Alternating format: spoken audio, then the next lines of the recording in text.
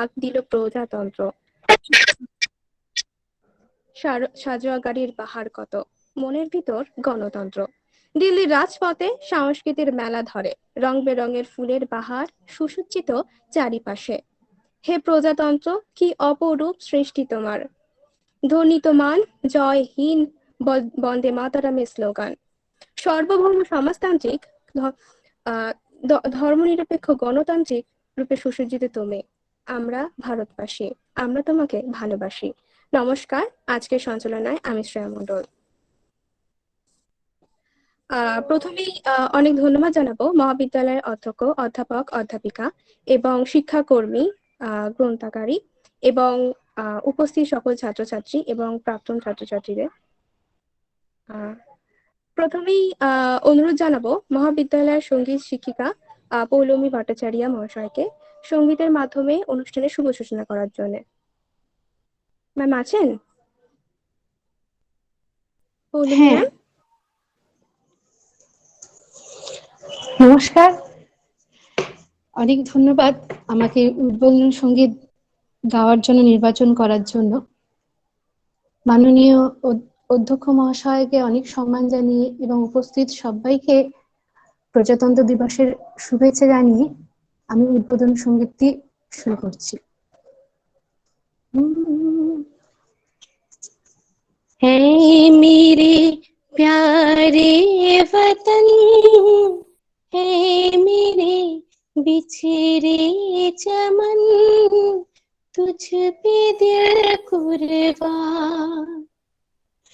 तू ही मेरी आरज़ू, तू ही मेरी आबरू, तू ही मेरी जान। है मेरे प्यारे वतन, है मेरे बिछड़े चमन, तुझ पे दिल कुर्बान।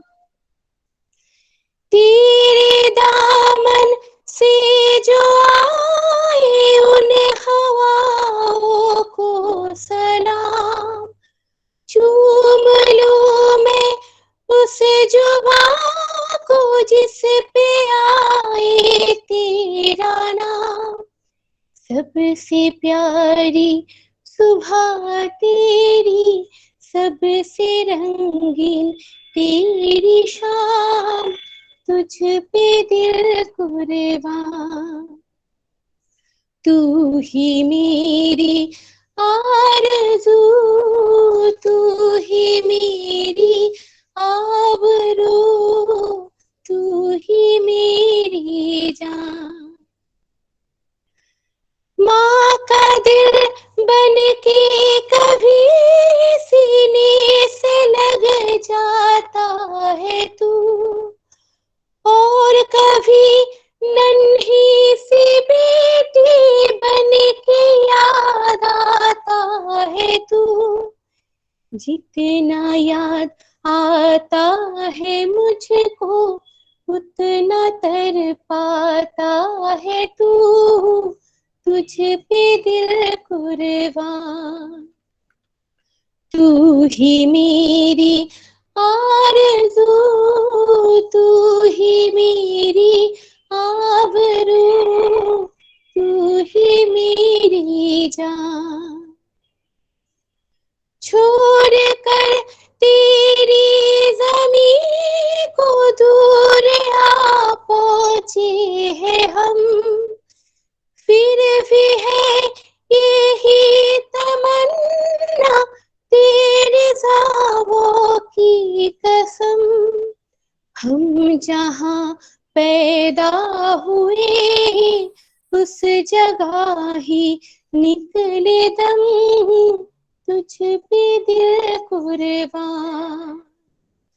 तू ही मेरी आरज़ू, तू ही मेरी आबरू, तू ही मेरी जान।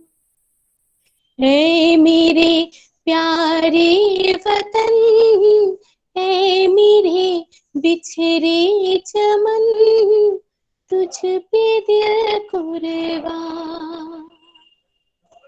ধন্যবাদ। অসাধারণ, অনেক ধন্যবাদ ম্যামকে। এরপর মহাবিদ্যালয়ের অধ্যক্ষ ডক্টর সরোজ কুমার চট্টোপাধ্যায় মহাশয়কে তার মূল্যবান বক্তব্য প্রদানের জন্য অনুরোধ করছে। প্রথমেই সকল উপস্থিত আমার সহকর্মী এবং ছাত্রছাত্রী, সবাইকে দেখতে পাচ্ছি না, সমস্ত সহকর্মী এবং ছাত্রছাত্রীদেরকে আমাদের কলেজের পক্ষ থেকে ধন্যবাদ। বিশেষ করে এনএসএস ইউনিট অনলাইন। স্যার ভিডিওটা অন করবেন স্যার? শুনতে পাওয়া যাচ্ছে না? হ্যাঁ স্যার, শোনা যাচ্ছে, দেখা যাচ্ছে না। একটু হোল্ড করো। স্যার।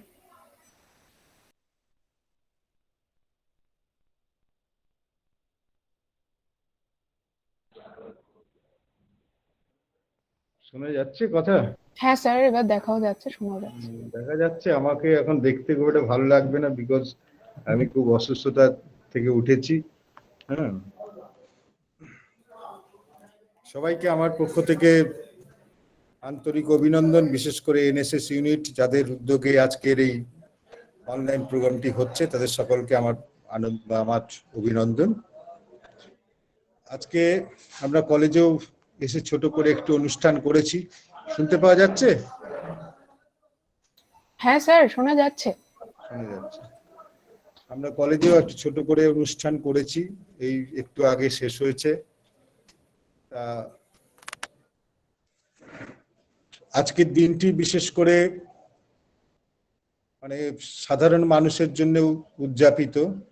এই দিনটির অনেকগুলি ইতিহাসে অনেক কাহিনী আছে এই দিনটি সম্পর্কে। প্রথম 1930 সালে তখন ন্যাশনাল কংগ্রেস ছিল। ন্যাশনাল কংগ্রেস পলিটিক্যাল পার্টি ছিল না, এটা আমাদের ন্যাশনাল কংগ্রেস তখন স্বাধীনতা সংগ্রামী একটি দল। তারা পূর্ণ স্বরাজ দাবি করে প্রথম। তারপর অনেক কিছুর পরে যখন 47 সালে আমাদের দেশ স্বাধীন হয়, আমরা স্বাধীনতা লাভ করি, তখনও আজকের দিনটি নির্ধারিত হয়নি। তারপর 1950 সালে যখন আমাদের সংবিধান কেম ইনটু এফেক্ট, যেদিন থেকে সেই দিনটি সাধারণ মানুষের জন্য উৎসর্গ করা হয়। আমরা আজকে 72-73 বছর ধরে এই দিনটিকে পালন করে আসছি অত্যন্ত মর্যাদার সাথে। আমাদের পূর্বপুরুষ যারা আমাদের মহান নেতা, মহান মহীয়সী নেতা নেত্রী, যারা আমাদের দেশ স্বাধীন করার জন্য নিজেদের আত্মবলিদান দিয়েছে, তাদেরকে স্মরণ করা এবং আমাদের নিজেদের এবং দেশের উজ্জ্বল উপস্থিতি সমগ্র বিশ্বে তুলে ধরার জন্য আমরা প্রতিজ্ঞাবদ্ধ হই এবং সেই প্রতিশ্রুতি পালন করতে আজকে আমরা এই দিনটি পালন করি। আমরা যেন এটা ভুলে না যাই যে এটা নিছকই একটা কোনো উৎসব বা আনন্দ পালন।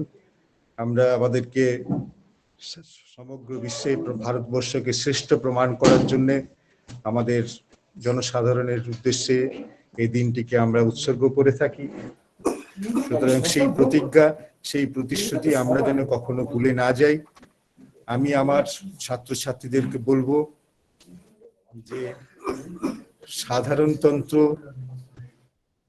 বা গণতন্ত্র কথার সঠিক অর্থ, সঠিক চেতনা, সঠিক ভাবনা আমরা যেন সমাজে প্রতিফলিত করতে পারি।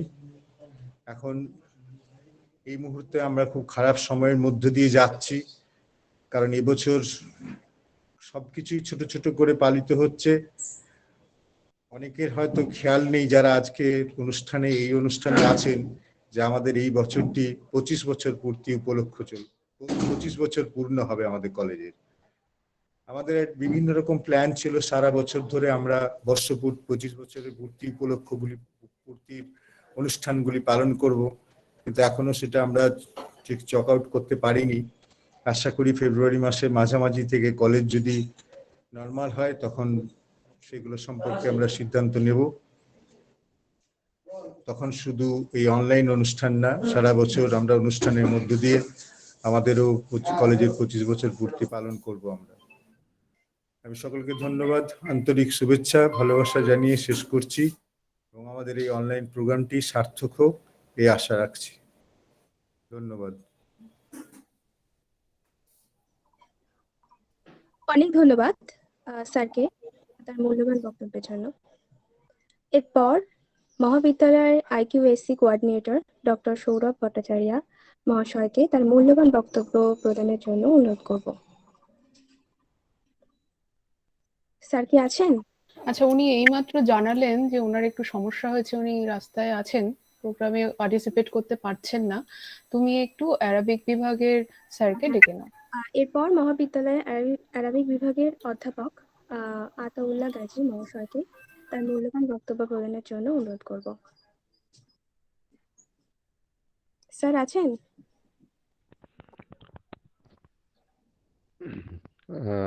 আমার কথা কি শোনা যাচ্ছে? জি স্যার। শোনা যাচ্ছে আমার কথা? হ্যাঁ স্যার, শোনা যাচ্ছে।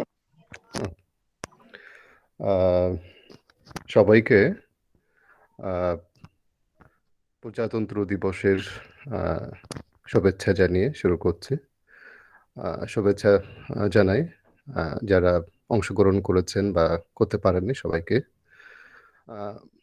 এখানে উপস্থিত আছেন কলেজের মাননীয় অধ্যক্ষ ডক্টর সরোজ কুমার চট্টোপাধ্যায় মহাশয়, উপস্থিত আছেন কলেজের অন্যান্য অধ্যাপক অধ্যাপিকাগণ এবং ছাত্রছাত্রীরা, আছেন আমাদের শিক্ষাকর্মী বন্ধুরা। সবাইকে আমার আন্তরিক শুভেচ্ছা জানাই এবং বিশেষ করে যারা ভারতের সংবিধান তৈরি করে ভারতকে বিশ্বের মাঝে একটা উজ্জ্বল উপস্থিতি দান করেছে, ভারতের স্বাধীনতা এবং সার্বভৌমত্ব রক্ষায় যারা সর্বতোভাবে তারা প্রয়াস চালিয়েছেন, যে সমস্ত মনীষীগণ, তাদের সবার উদ্দেশ্যেই আমি শ্রদ্ধার্ঘ্য নিবেদন করছি। আজ 26শে জানুয়ারি প্রজাতন্ত্র দিবস। আমরা জানি ভারতবর্ষ 1947 সালের 15ই আগস্ট স্বাধীনতা পেয়েছে, কিন্তু সেই সময় ভারতবর্ষের কোনো লিখিত কোনো সংবিধান ছিল না। তখন ভারতবর্ষের সংবিধান তৈরি করার জন্য একটা কমিটি গঠন করা হয়। 1947 সালের 28শে আগস্ট একটি স্থায়ী সংবিধান রচনার জন্য একটা ড্রাফটিং কমিটি গঠন করা হয়। এই কমিটির চেয়ারম্যান ছিলেন ভীমরাও রামজি আম্বেদকর মহাশয়। ওনার নেতৃত্বেই ভারতের সংবিধান রচিত হয় এবং 1949 সালের 26শে নভেম্বর গণপরিষদের দ্বারা ভারতের সংবিধান অনুমোদিত হয়। কিন্তু তখন অবধি ভারতের সংবিধান কার্যকর হয়নি। এরপরে 1950 সালের 26শে জানুয়ারি ভারতবর্ষের সংবিধান কার্যকর হয়। একটা স্বাধীন সার্বভৌম দেশ হিসাবে ভারতবর্ষ পায় একটা সংবিধান, ভারতীয়দের দ্বারাই নির্মিত একটা সংবিধান, যে সংবিধানে যেমন আমাদের কিছু মৌলিক অধিকার যেমন দিয়েছে, সেই সঙ্গে সঙ্গে আমাদের কিছু মৌলিক কর্তব্য স্মরণ করিয়ে দিয়েছে। এবং এই ভারতীয় সংবিধানের কিছু লক্ষ্য বা উদ্দেশ্যও আছে। আজকের এই দিনটি শুধুমাত্র প্রদর্শন বা উদযাপনের জন্য নয়। আমরা ছোট থেকেই আমরা দেখেছি যে 26শে জানুয়ারি মানে আমরা যখন ছোট ছিলাম তখন আমাদের কাছে এটা একটা প্যারেডের দিন। হ্যাঁ, টিভিতে আমরা সকাল সকাল বসে যেতাম, আমরা টিভিতে প্যারেডগুলো দেখতাম। তো শুধুমাত্র এটা প্যারেড বা প্রদর্শনীর দিন নয়, একই সঙ্গে এই দিনটি আমাদের যে সংবিধান যেটা আমরা রচনা করেছিলাম, সেই সংবিধান আমরা কতটা আমরা কার্যকর করতে পেরেছি, আমাদের ভারতীয় হিসাবে আমরা আমাদের কতটা অধিকার আমরা পেয়েছি, এবং এই সংবিধানের প্রতি আমাদের যে দায়বদ্ধতা, সেই দায়বদ্ধতা কতটা আমরা রক্ষা করতে পেরেছি, সেটা বোধহয় একটা মূল্যায়নের দিন।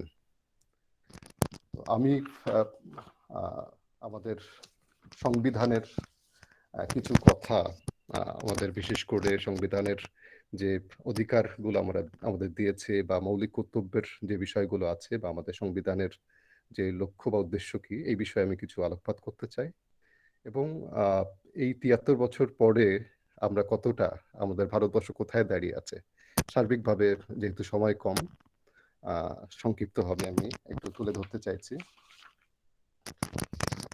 ভারতের সংবিধান পৃথিবীর দীর্ঘতম একটা সংবিধান, যেখানে আমাদের সমতার অধিকার দিয়েছে।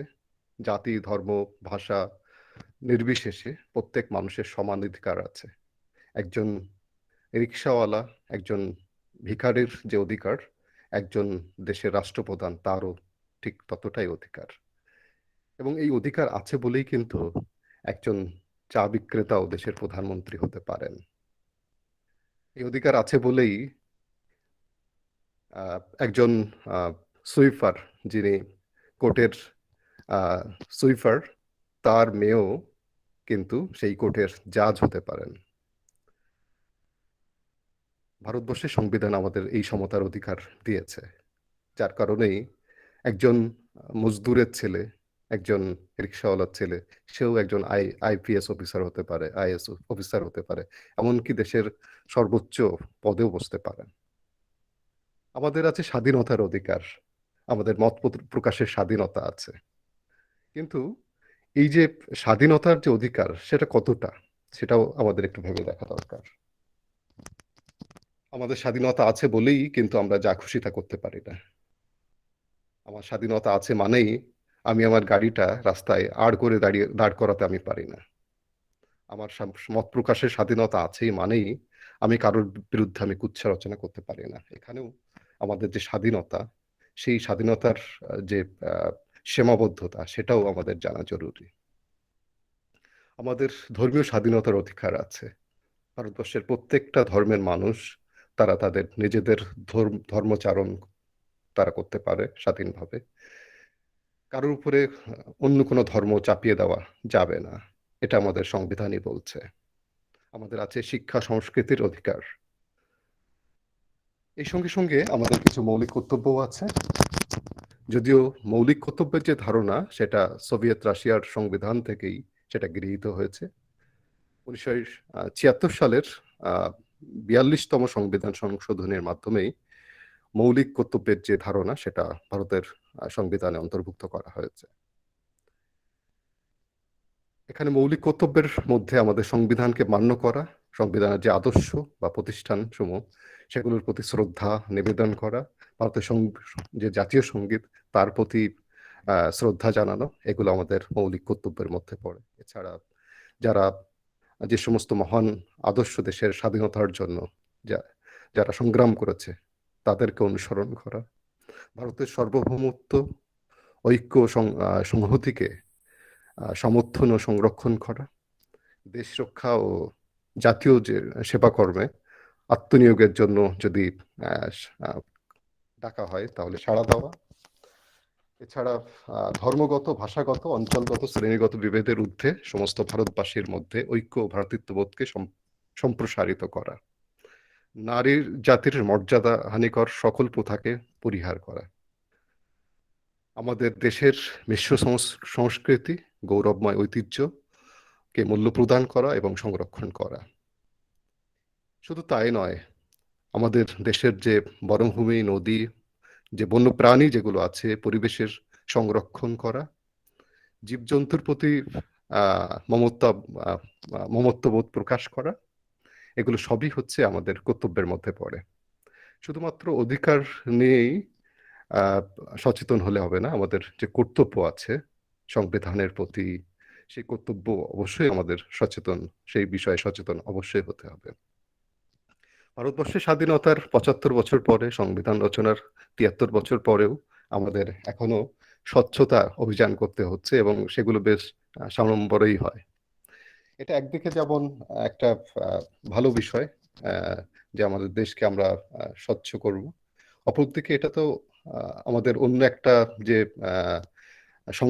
সংকটের যে দিক বা একটা লজ্জার দিকটাকেও তো উন্মোচন করে, যে আমরা 73 বছর পরেও 75 বছর পরেও আমাদের দেশকে পরিপূর্ণভাবে আমরা এখনো স্বচ্ছ করতে পারিনি। আমরা দেখি যেখানে কলেজ বা স্কুলগুলোতে যেখানেই লেখা থাকে এখানে থুতু ফেলিবেন না, সেখানেই আমরা থুতুটা বেশি করেই ফেলি। তো আমরা যদি আমাদের কর্তব্য সম্পর্কে সচেতন না হই, তাহলে কিন্তু এই দেশকে এগিয়ে নিয়ে যাওয়া কখনোই সম্ভব নয়। আমরা শুধুমাত্র আমাদের রাজনীতিবিদ বা নেতাদেরকেই আমরা গালি দিয়েই আহ, আমরা শান্তি লাভ করি, কিন্তু আমাদের যে কর্তব্য আছে, আমাদের যে দায়িত্ববোধ আছে, সেগুলো নিয়ে কিন্তু আমরা মূল্যায়ন করি না, যে আমি আমার দেশের জন্য কি করতে পারি। আমরা যদি বলি যে তুমি বড় হয়ে কি করতে চাও, আমরা অনেকেই বড় বড় লম্বা ফেরিস্তি আমরা দিয়ে দেবো যে আমরা দেশের জন্য এই করতে চাই, মানব সেবা করতে চাই, অনেক লম্বা লম্বা করতে আমরা বিভিন্ন প্রোগ্রামের কথা আমরা বলবো। কিন্তু আমার মনে হয় যে আমরা যে যেখানেই আছি না কেন, আমরা যদি প্রত্যেকের দায়িত্ব বা কর্তব্যকে আমরা নিজেরা যদি পালন করি, তাহলে কিন্তু আমাদের দেশটা এমনিতে এগিয়ে যাবে। আমরা যখন যদি শিক্ষক হিসাবে থাকি, তাহলে আমরা শিক্ষক হিসাবে যদি আমাদের দায়িত্ব কর্তব্য পালন করি, সেটাই আমার মনে হয় দেশের প্রতি আমাদের ভালোবাসার জন্য এটাই যথেষ্ট। আমরা যদি ছাত্র হিসাবে থাকি, তাহলে ছাত্র হিসাবে আমার যে দায়িত্ব কর্তব্যগুলো আছে, সেগুলো যদি আমরা পালন করি, আমার মনে হয় এটাই আমাদের জন্য সবচেয়ে বড় দেশ সেবা হবে। ভারতের সংবিধানের কিছু লক্ষ্য উদ্দেশ্যও আছে। ভারতবর্ষের সংবিধান রচয়িতার যারা ছিলেন, তারা তাদের মধ্যে জওহরলাল নেহেরু, তিনি বলেছিলেন যে ভারতের নবগঠিত সংবিধান ভারতবাসীর স্বাধীনতা রক্ষা করবে, ক্ষুধার্তের অন্ন যোগাবে, বস্ত্রহীনকে বস্ত্র দেবে এবং প্রত্যেকের আত্মবিকাশের ব্যবস্থা করবে। ডক্টর সর্বপল্লী রাধাকৃষ্ণন বলেন যে গণপরিষদের মূল লক্ষ্য হবে ভারতের আর্থসামাজিক বিপ্লব সাধন। ভারতের সংবিধান প্রণেতাগণ গণপরিষদের যে রাজনৈতিক লক্ষ্য সেটা বর্ণনা করে তারা বলেছিলেন যে ভারতবর্ষ আত্মপ্রকাশ করবে এক স্বাধীন, সার্বভৌম, ধর্মনিরপেক্ষ, প্রজাতন্ত্র, সাধারণতন্ত্র হিসাবে, যেখানে থাকবে বিচার বিভাগের স্বাধীনতা, নিরপেক্ষতা এবং সংসদীয় গণতন্ত্রের অস্তিত্ব। তো এই যে লক্ষ্য বা উদ্দেশ্য যেগুলো ছিল ভারতবর্ষের, সেটা আমার মনে হয় এই 73 বছর এসে আমাদের অবশ্যই মূল্যায়ন করা অবশ্যই দরকার। যে গণতন্ত্র বা প্রজাতন্ত্র মানে 5 বছর পরে শুধু একটা ভোট দিলাম আর একটা গভর্নমেন্টকে আমরা সিলেক্ট করলাম, শুধু এই নয়। এবং সবচেয়ে মানে হতাশার বা দুঃখের বিষয় হচ্ছে যে আমাদের দেশের বেশিরভাগ নাগরিক, তারা আমাদের যে অধিকারগুলো সংবিধান দিয়েছে বা আমাদের যে মৌলিক কর্তব্যগুলো আছে, সেগুলো তারা জানেন না। এমনকি আমরা যারা শিক্ষিত বলে আমরা দাবি করি, তারাও অনেকে জানি না। সেই জন্য আমাদের সংবিধানকে অবশ্যই জানা দরকার। এবং এই যে 73 বছরে ভারতবর্ষ কোথায় এসে দাঁড়ালো, সেটার মূল্যায়ন করাটাও একই সঙ্গে জরুরি, শুধুমাত্র উদযাপন নয়। আমরা কোথায় দাঁড়িয়ে আছি, আমার মনে হয় যে মূল্যায়ন বা আত্মসমালোচনা একটা জাতির উন্নয়নের জন্য সবচেয়ে একটা গুরুত্বপূর্ণ বিষয়। আমি কিছু তথ্য আমি সার্চ করলাম নেটে। তো যেমন হিউম্যান ফ্রিডম ইন্ডেক্সে ইন্ডিয়ার র্যাঙ্ক হচ্ছে 119, 165টি দেশের মধ্যে 119, যেখানে নেপালের অবস্থান 84, ভুটানের অবস্থান হচ্ছে 98, শ্রীলঙ্কা 112তে আছে। লাইফ এক্সপেক্টেন্সির ক্ষেত্রে 195টি দেশের মধ্যে ভারতের অবস্থান 125। ইনফ্যান্ট মোর্টালিটি, শিশু মৃত্যুর হারের ক্ষেত্রে 223টি দেশের মধ্যে ভারতের অবস্থান 113। গ্লোবাল হাঙ্গার ইন্ডেক্সের ক্ষেত্রে 107টি দেশের মধ্যে ভারতের অবস্থান 94তম। হেলথ এক্সপেন্ডিচারের ক্ষেত্রে ভারত 190টি দেশের মধ্যে 141তম ভারতের অবস্থান। এডুকেশন ইন্ডেক্সের ক্ষেত্রে আমাদের অবস্থান 191টি দেশের মধ্যে 145। জেন্ডার ইনইকুয়ালিটি ইন্ডেক্সে আমাদের অবস্থান 188টি দেশের মধ্যে 76। গ্লোবাল পিস ইন্ডেক্সে 163টি দেশের মধ্যে আমাদের অবস্থান হচ্ছে 139। তো এই যে অবস্থান আমাদের, সেটা খুব একটা যে উজ্জ্বল দিক সেটা আমরা বলতে পারি না। এর জন্য যে শুধুমাত্র রাজনৈতিক নেতারা শুধুমাত্র যে দায়ী তা নয়, আমরা যারা সাধারণ মানুষ, তারাও আমাদের জায়গা থেকে হয়তো অনেক কিছুই করতে পারতাম, কিন্তু আমরা করতে পারি না। এই যে রাজনৈতিক নেতাদেরকে আমরা বিভিন্ন ভাবে আমরা কটূক্তি করি, তারাও তো আমাদের আমাদের মধ্য থেকেই গেছে, সুতরাং আমাদের যে চিন্তা ভাবনা সেটা তাদের মধ্যে তাদের রিফ্লেকশন হওয়া এটাই স্বাভাবিক। করাপশনের ক্ষেত্রে আমাদের অবস্থান 86তম। প্রেস ফ্রিডমে আমাদের অবস্থান 180টি দেশের মধ্যে 142। ডেমোক্রেসি ইন্ডেক্সে আমাদের অবস্থান 165টি দেশের মধ্যে 51।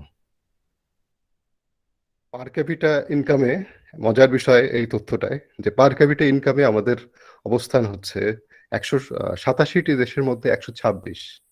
সেখানে নম্বর অফ বিলিয়নিয়ার্স এর ক্ষেত্রে আমাদের ইন্ডিয়ার অবস্থান 3 নম্বরে আছে। বিলিয়নিয়ারের সংখ্যার দিক থেকে আমাদের ইন্ডিয়ার অবস্থান হচ্ছে 3। আর পার ক্যাপিটা ইনকামে আমাদের অবস্থান 126। এর থেকে কোন দিকটি আমরা বুঝতে পারি যে আমাদের দেশে একটা ভয়ঙ্কর একটা আর্থিক বৈষম্য আছে। আমাদের দেশের টোটাল যে সম্পদ সেটা মাত্র 1% লোকের হাতে, প্রায় 80% সম্পদ 1% লোকের হাতে তারা ভোগ দখল করছে। অপরপক্ষে 20% সম্পদ বাকি মানুষ তারা ভোগ করছে। তো এই যে সম্পদের সুষম বন্টন আমরা করতে পারিনি, এটা একটা আমাদের অবশ্যই মানে দুর্বলতার একটা দিক। তো এই বিষয়গুলো নিয়ে শুধুমাত্র আমরা রাজনৈতিক নেতা তাদেরকে আমরা শুধু দোষ দিতে পারি না, আমাদের নিজেদের কিছু দায়িত্ব কর্তব্য আছে, সেগুলো যদি আমরা পালন না করি, আমরা নিজেদের যে দায়িত্বগুলো আছে সেগুলো যদি পালন না করি, তাহলে কিন্তু একটা দেশ, একটা জাতি কখনো এগোতে পারে না।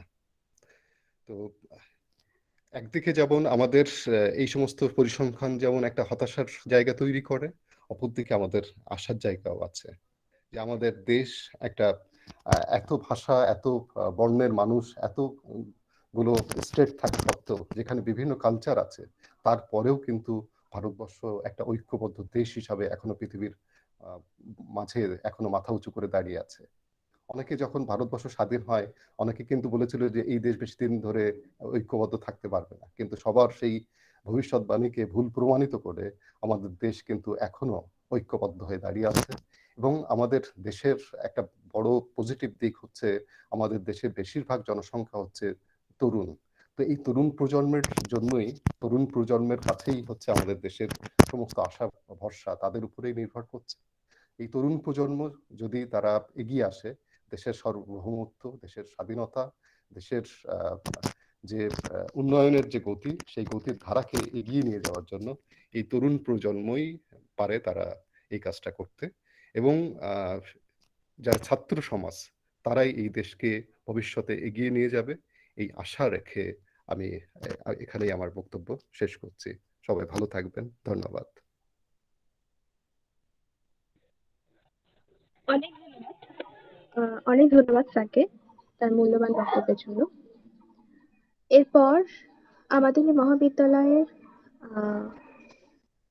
ইংলিশ বিভাগের 3য় সেমিস্টারের ছাত্রী নৌরিন সুলতানাকে ডেকে নিচ্ছি। সে তার সঙ্গীতের মাধ্যমে দেশকে শ্রদ্ধাঞ্জলি জানাবে। নৌরিন সুলতানা আছে? নৌরিন সুলতানা?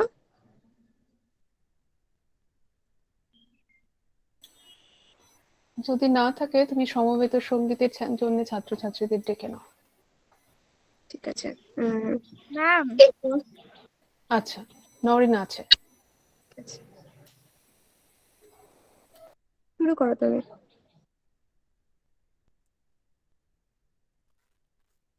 নমস্কার।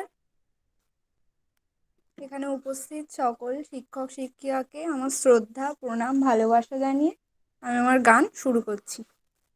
ভিডিওটা অন করো। আমি বলছিলাম একটু নেটওয়ার্ক প্রবলেম, তো ভিডিও অন করলে হয়তো এমনি কাটা কাটা হয়ে যায়, আরো সমস্যা আচ্ছা, হবে। ঠিক আছে, ঠিক আছে। ঠিক আছে, কোনো প্রবলেম।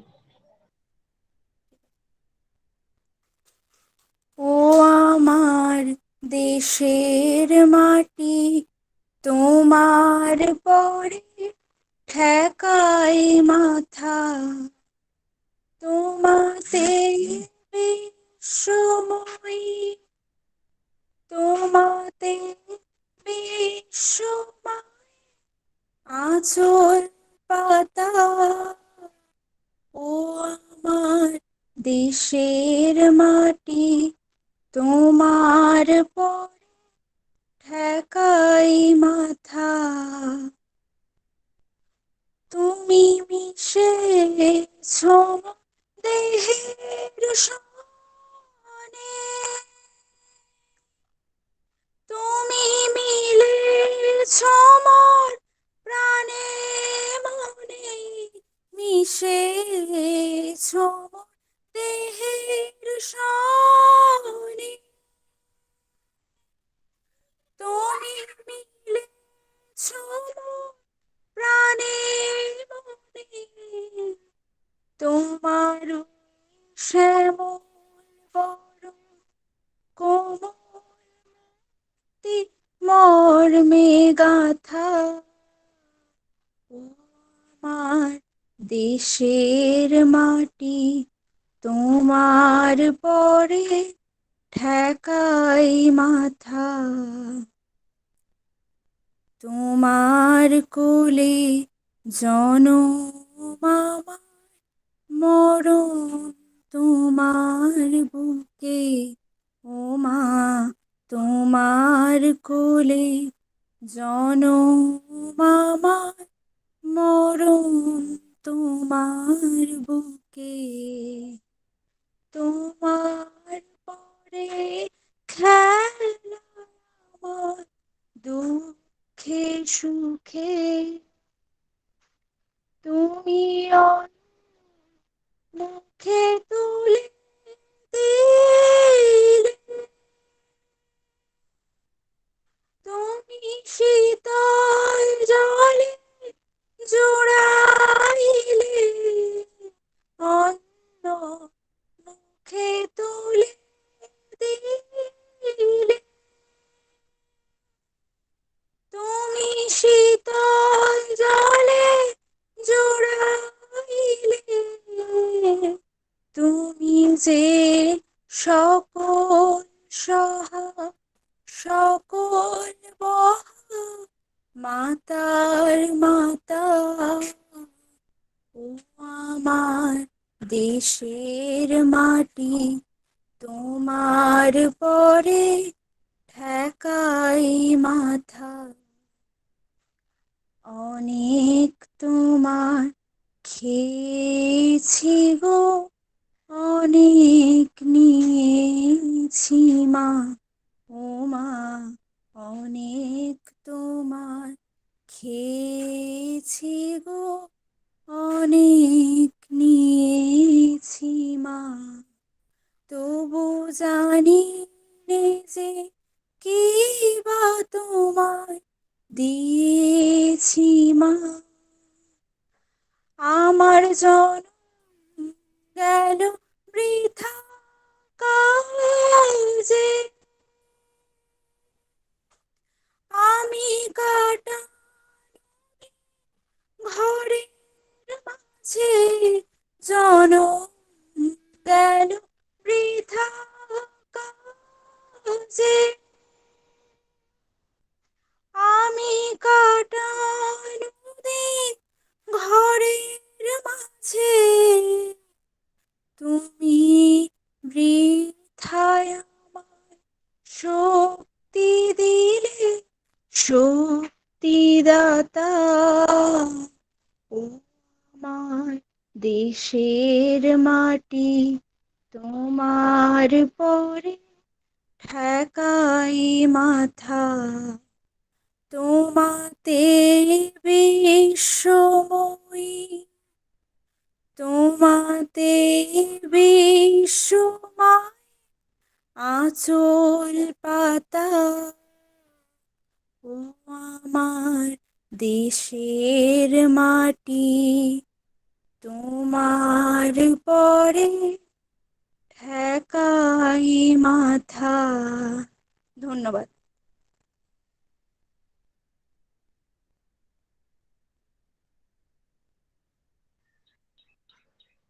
অনেক ধন্যবাদ। এরপর আমি ডেকে নিচ্ছি আমাদের এই মহাবিদ্যালয়ের প্রাক্তন ছাত্র আব্দুল মারুফ মিয়াকে। আব্দুল মারুফ মিয়া, আব্দুল মারুফ মিয়া কি আছে?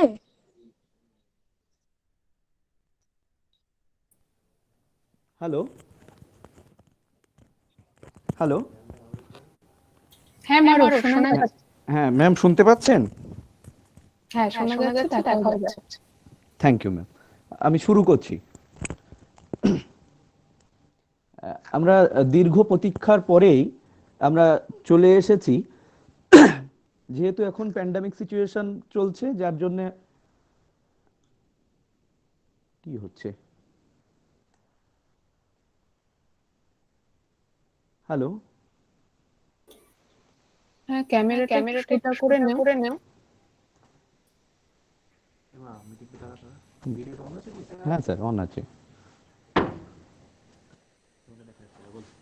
হ্যাঁ, ঠিকই আছে দেখা যাচ্ছে। হ্যাঁ ম্যাম, দেখতে পাচ্ছেন?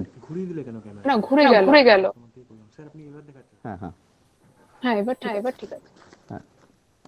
আমরা আজকে উপনীত হয়েছি ৭৩তম স্বাধীনতা দিবস প্রজাতন্ত্র দিবস উপলক্ষে। আমি প্রথমে স্বাধীনতা দিবস কথাটা বললাম, ইচ্ছা করেই বললাম, কারণ আজকের দিনটা যে স্বাধীনতা দিবস আছে সেটা একটু বাদেই আমি সেই আলোচনায় একটু যাওয়ার চেষ্টা করব। প্রথমেই আমার গুরুজন ব্যক্তি যারা রয়েছেন তাদেরকে আমি প্রণাম দিয়ে আজকের এই অনুষ্ঠানটা শুরু করছি। আমরা আজকে যে প্রজাতন্ত্র দিবস বা সাধারণতন্ত্র দিবস পালন করে থাকি, এটা মূলত কেন করি তার কয়েকটা কারণও রয়েছে। গতকালকেই আমাকে একটা বাচ্চা বলছিলেন, আমাকে কাকু বলেই ডাকেন, বলে কাকু দুদিন আগে তো একটা পতাকা উত্তোলন হয়েছে, স্বাধীনতা দিবসের পতাকা উত্তোলন হয়েছে, আবার আজকে অর্থাৎ তার দুদিন পরেই কেন এই পতাকা উত্তোলন করা হবে? তো বেশ ভালো একটি প্রশ্ন তৈরি করেছে তার মনে, বা বেশ ভালো প্রশ্ন জেগেছে। এই প্রসঙ্গে বলি, প্রিন্সিপাল স্যার খুব সুন্দরভাবে গুছিয়ে বললেন, এবং আরবি বিভাগের স্যারের কথাও শুনলাম, এবং আরো অনুষ্ঠানগুলো শুনলাম পরপর। মানে সেই সমস্ত কথার পরিপ্রেক্ষিতে আমি বলি যে আজকের দিনটা কেন পালন করা হয়। 1949 সালে 26শে নভেম্বর আমরা জানি সংবিধান গৃহীত হয়েছিল। 1949 সালে 26শে নভেম্বর যখন সংবিধানটা গৃহীত হয়, সেটা কার্যকরী হলো 1950 সালে 26শে জানুয়ারি। তো কেন 26শে জানুয়ারি এটা কার্যকরী হলো? পরের বছরে 1949 সালে যখন 26শে নভেম্বর এটা সংবিধানটা গৃহীত হলো, তাহলে পরের বছরে 1950 সালের 26শে নভেম্বরই কার্যকরী হতে পারতো। তাহলে সেটা 26শে জানুয়ারি কেন হলো? ওটা তো 25শে জানুয়ারি হতে পারতো, বা 27শে জানুয়ারি হতে পারতো। 26শে জানুয়ারি দিনটা কেন ঠিক করা হলো? এটা বলতে গেলে আবার একটু আমাদের পিছনে যেতে হবে, পূর্বের কথায় যেতে হবে, সেই লাহোর কংগ্রেস অধিবেশনের কথায় যেতে হবে। 1929 সালে যখন লাহোর কংগ্রেস অধিবেশন বসেছিল, সেই সময় 1929 সাল, সময়টা ছিল 31শে ডিসেম্বর। তখন পরাধীন ভারতের যিনি প্রধানমন্ত্রীর দায়িত্বে ছিলেন, তখন স্বাধীনভাবে প্রধানমন্ত্রী হননি, কিন্তু তখন প্রধানমন্ত্রীর মতোই তিনি সমান ক্ষমতা অর্জন করতেন বা সমান ক্ষমতা দেখাতেন আর কি, জওহরলাল নেহেরু। তার নির্দেশে তিনি ইংরেজ সরকারের কাছে মানে আদেশ দেন যে আমাদের 25 দিনের মধ্যে পূর্ণ স্বাধীনতা দিতে হবে। এই কথাটা যখন তিনি বললেন 31শে ডিসেম্বর, পরের দিন সময় চলে যাচ্ছে 1930 সাল, জানুয়ারির 1, এরকম ভাবে 25 তারিখ পর্যন্ত গেল। 25 তারিখ পর্যন্ত যখন গেল, ঠিক 25 তারিখ রাত 12টার পরে দেখা গেল ভারতের মাটিতে ত্রিবর্ণ রঞ্জিত পতাকা উত্তোলিত হলো। সম্ভবত জায়গাটা ছিল রাভি নদীর তীরে। সেখানে যখন ভারতের মাটিতে ত্রিবর্ণ রঞ্জিত পতাকা উত্তোলন হলো, সেই দিন থেকেই অর্থাৎ 26শে জানুয়ারি দিন থেকেই আমরা মেকি স্বাধীনতা বা নকল স্বাধীনতা দিবস হিসাবে পালন করে আসি। সেই দিনটাকে গুরুত্ব দেওয়ার জন্যে 26শে জানুয়ারি দিনটাকে প্রজাতন্ত্র বা সাধারণতন্ত্র দিবস হিসাবে নির্বাচন করা হয়। আমি ঘটনা খুব বেশি লম্বা চওড়া করব না, কারণ আমার পরেও অনেকেই বলার জন্য মানে অপেক্ষা করছেন। আমি এই প্রসঙ্গে একটি কবিতা বলেই আমি আমার এই ছোট্ট অনুষ্ঠান শেষ করার চেষ্টা করব। কবিতা স্বাধীনতার মানে।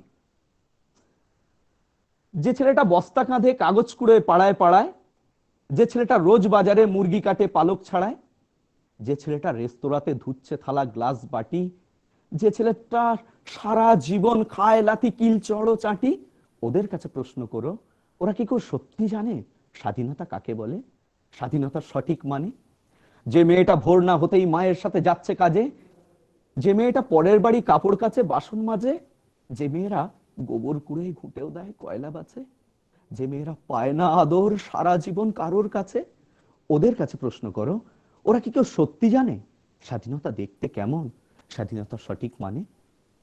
যে ছেলেটা রাস্তাঘাটে করছে পালিশ পরের জুতো, যে ছেলেটা ট্রেনের হকার খাচ্ছে রোজি লোকের গুতো, লজেন্স খাওয়ার বয়স যাদের করছে তারাই লজেন্স ফেরি, যাদের বুকে সূর্য ওঠার গোলাপ ফোটার অনেক দেরি, ওদের কাছে প্রশ্ন করো, ওরা কি কেউ সত্যি জানে স্বাধীনতা জিনিসটা কি, স্বাধীনতার সঠিক মানে? স্বাধীনতার মানে বোঝে নীল আকাশের বন্ধু পাখি, স্বাধীনতার মানে বুঝেই চাঁদ তারাদের পরায় রাখি, স্বাধীনতার মানে বোঝে পাহাড় সাগর ঝর্ণা নদী, স্বাধীনতার মানে বুঝেই বইছে বাতাস নিরবধি। স্বাধীনতার সঠিক মানে কজন স্বজন সত্যি জানে? স্বাধীনতার সংজ্ঞা খুঁজো শিকল ছেঁড়া পাখির গানে, স্বাধীনতার সংজ্ঞা খুঁজো শিকল ছেঁড়া পাখির গানে। নমস্কার। অনেক ধন্যবাদ মহাবিদ্যালয় আব্দুল মানসুর। এরপর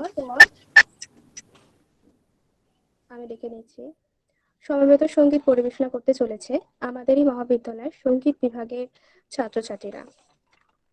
আমি নামগুলো ডেকে নিচ্ছি: জিবা আহমেদ, বিশ্বজিৎ বিশ্বাস, ঈশা রায় বর্মন, সোনিয়া পারভিন, শ্রেয়সী গোলদার আর সাদিয়া আলম। সবাই কি আছে? হ্যাঁ আছি। ঠিক আছে, অন করব? হ্যাঁ ভিডিও অন করো।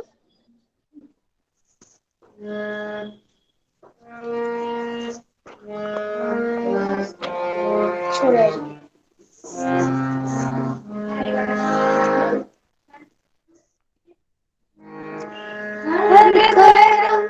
अपना करेंगे, हर करम अपना करेंगे, ए वतन तेरे लिए दिल दिया है जान भी देंगे, ए वतन तेरे लिए दिल दिया है जान भी देंगे, है वतन तेरे लिए हर करम अपना करेंगे, हर करम अपना करेंगे, है वतन तेरे लिए दिल दिया है जान भी देंगे, है वतन तेरे लिए तू मेरा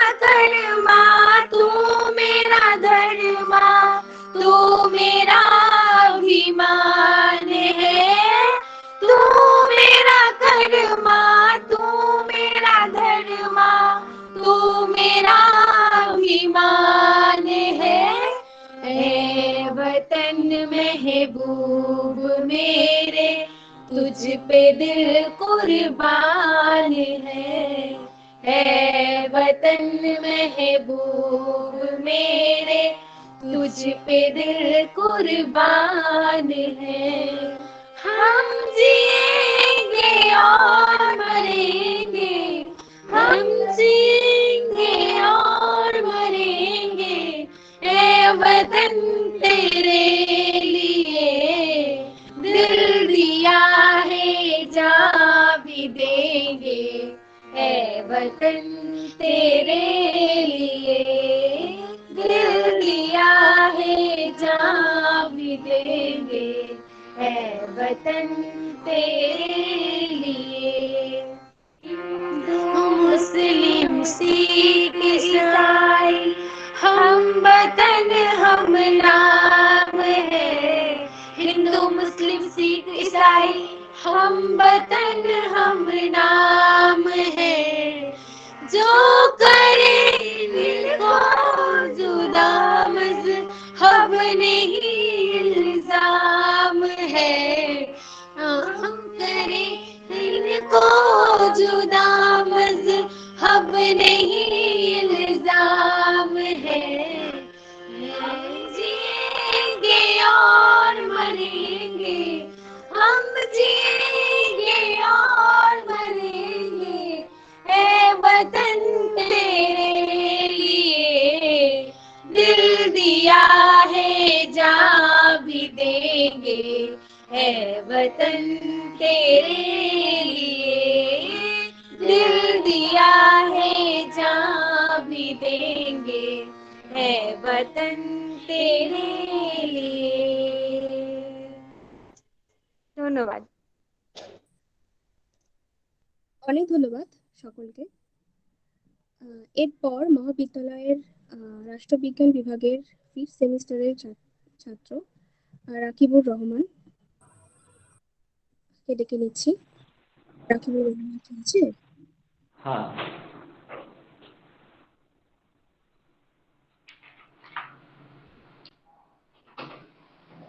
সকলকে আজ এই সুন্দর একটা দিন, সাধারণ মানুষের স্বাধীনতার দিন। তো এই এক সুন্দর দিনেতে সকলকে শুভেচ্ছা জানাই। সঙ্গে বলার অনেক কিছু বাকি ছিল, কিন্তু আমার এক্সাম চলছে, সেই কারণে এক্সাম চলছে বলে আমি সেইভাবে প্রস্তুতি নিতে পারিনি। তা সত্ত্বেও ছোট্ট করে রবীন্দ্রনাথ ঠাকুরের একটা কবিতা আমি আবৃত্তি করছি। তো আমি ভিডিওটা অফ করে দিচ্ছি যাতে নেটওয়ার্ক প্রবলেম যাতে না হয়, সেই জন্য ভিডিওটা অফ করছি।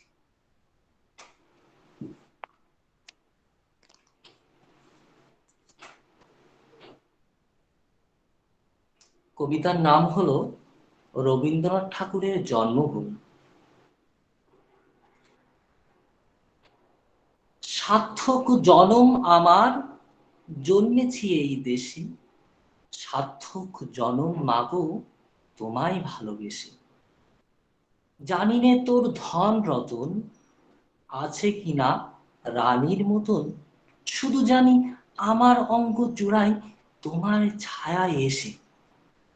কোন বনেতে জানি নে ফুল গন্ধে এমন করে আকুল, কোন গগনে ওঠে রে চাঁদ এমন হাসি হেসে।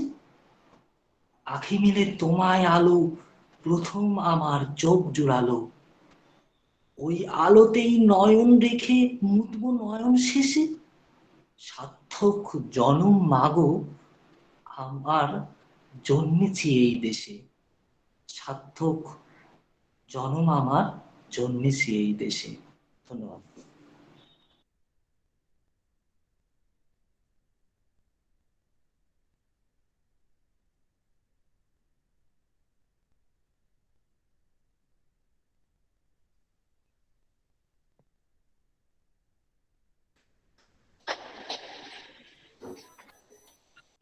অনেক ধন্যবাদ। এরপর ডেকে নিচ্ছি সুমনা পারভীন, ইংরেজি বিভাগের প্রথম সেমিস্টারের ছাত্রী। সুমনা পারভীন কি আছেন? সুমনা পারভীন?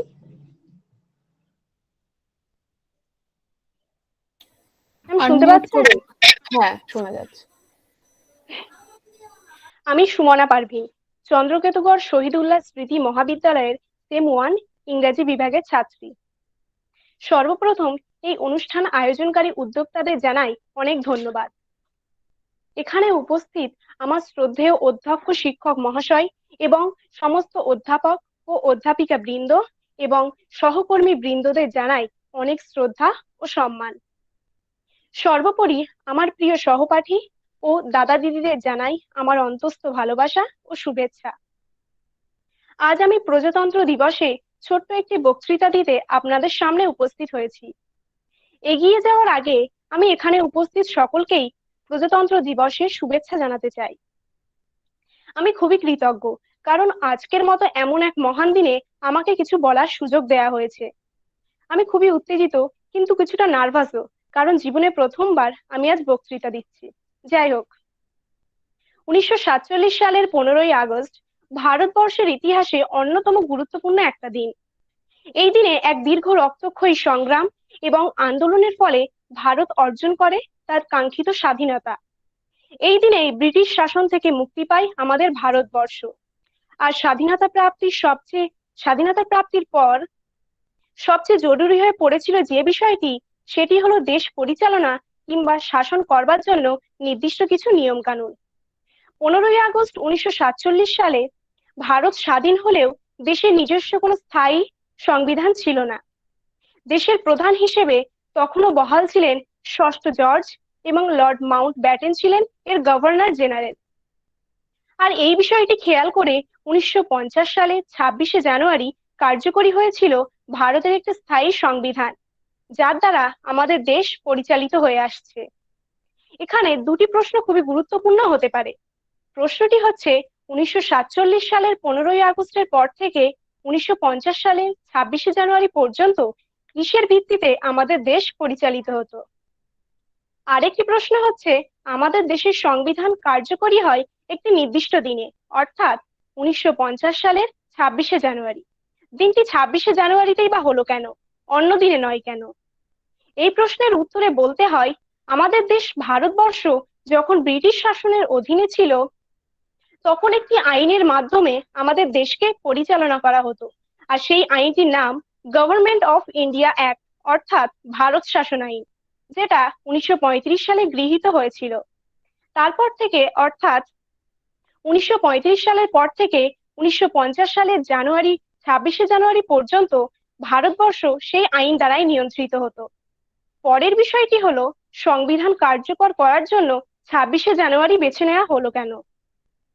এই দিনটিকে বেছে নেওয়া হয়েছিল কারণ 1930 খ্রিস্টাব্দের ওই একই দিনে, অর্থাৎ 26শে জানুয়ারি, ভারতীয় জাতীয় কংগ্রেস পূর্ণ স্বরাজ্যের দাবিতে দৃঢ় সংকল্প ঘোষণা করে এবং সেই সংকল্পটি ওই দিনেই গৃহীত হয়েছিল।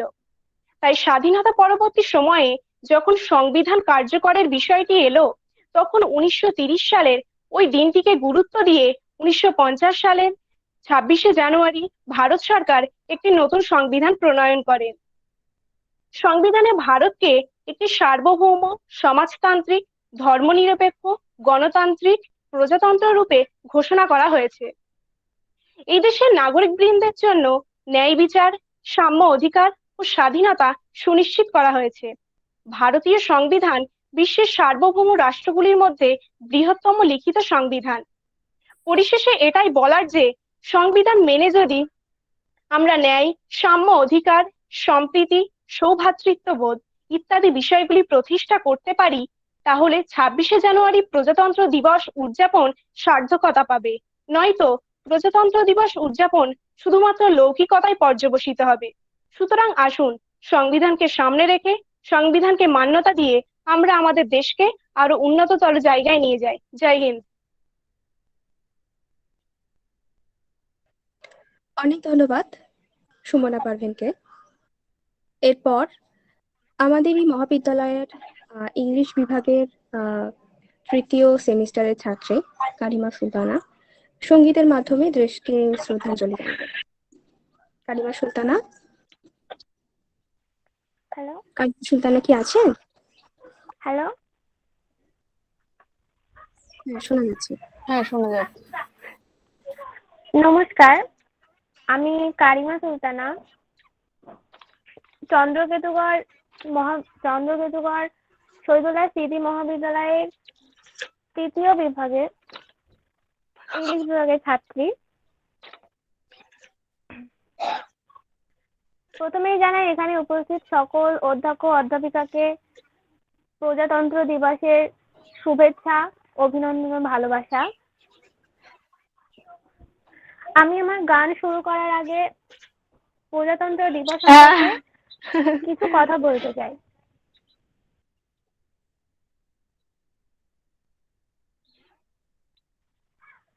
ভারতবর্ষের সম্পূর্ণ নাম হলো সার্বভৌম সমাজতান্ত্রিক ধর্মনিরপেক্ষ গণতান্ত্রিক সাধারণতন্ত্র। ভারতে প্রজাতন্ত্র দিবস পালিত হয় 1950 সালের 26শে জানুয়ারি তারিখে।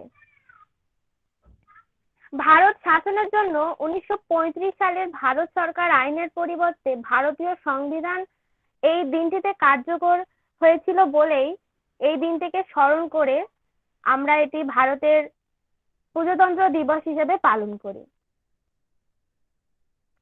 এই দিনটির পর থেকেই ভারতীয় গণপরিষদ সংবিধান কার্যকরী হলে ভারত একটি গণতান্ত্রিক রাষ্ট্রে পরিণত হয়। তার জন্যই এই দিনটিকে আমরা স্মরণ করি এবং প্রজাতন্ত্র দিবস হিসেবে পালন করি। আমি আমার গান শুরু করছি।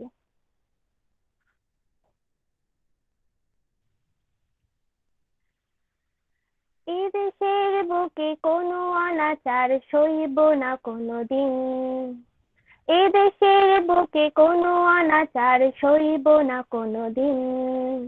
ভারতবাসী আমরা সবাই কেউ নই মোরা বিবেকহীন। এই দেশের বুকে কোনো অনাচার সইব না কোনোদিন। এই দেশের বুকে কোনো অনাচার সইব না কোনোদিন। সততার দীপ জ্বালাতে জ্বালাতে এগিয়ে মোরা যাব। আধার কুয়াশা দুহাতে সরিয়ে আলোর ঠিকানা পাবো। সততার দীপ জ্বালাতে জ্বালাতে এগিয়ে মোরা যাব। আধার কুয়াশা দুহাতে সরিয়ে আলোর ঠিকানা পাবো। হয়তো তখন তোমার ঝুলিতে হয়ে যাব মোরা লীন। হয়তো তখন তোমার ঝুলিতে হয়ে যাব মোরা লীন। এ দেশের বুকে কোনো অনাচার সইব না কোনোদিন। এ দেশের বুকে কোনো অনাচার সইব না কোনোদিন।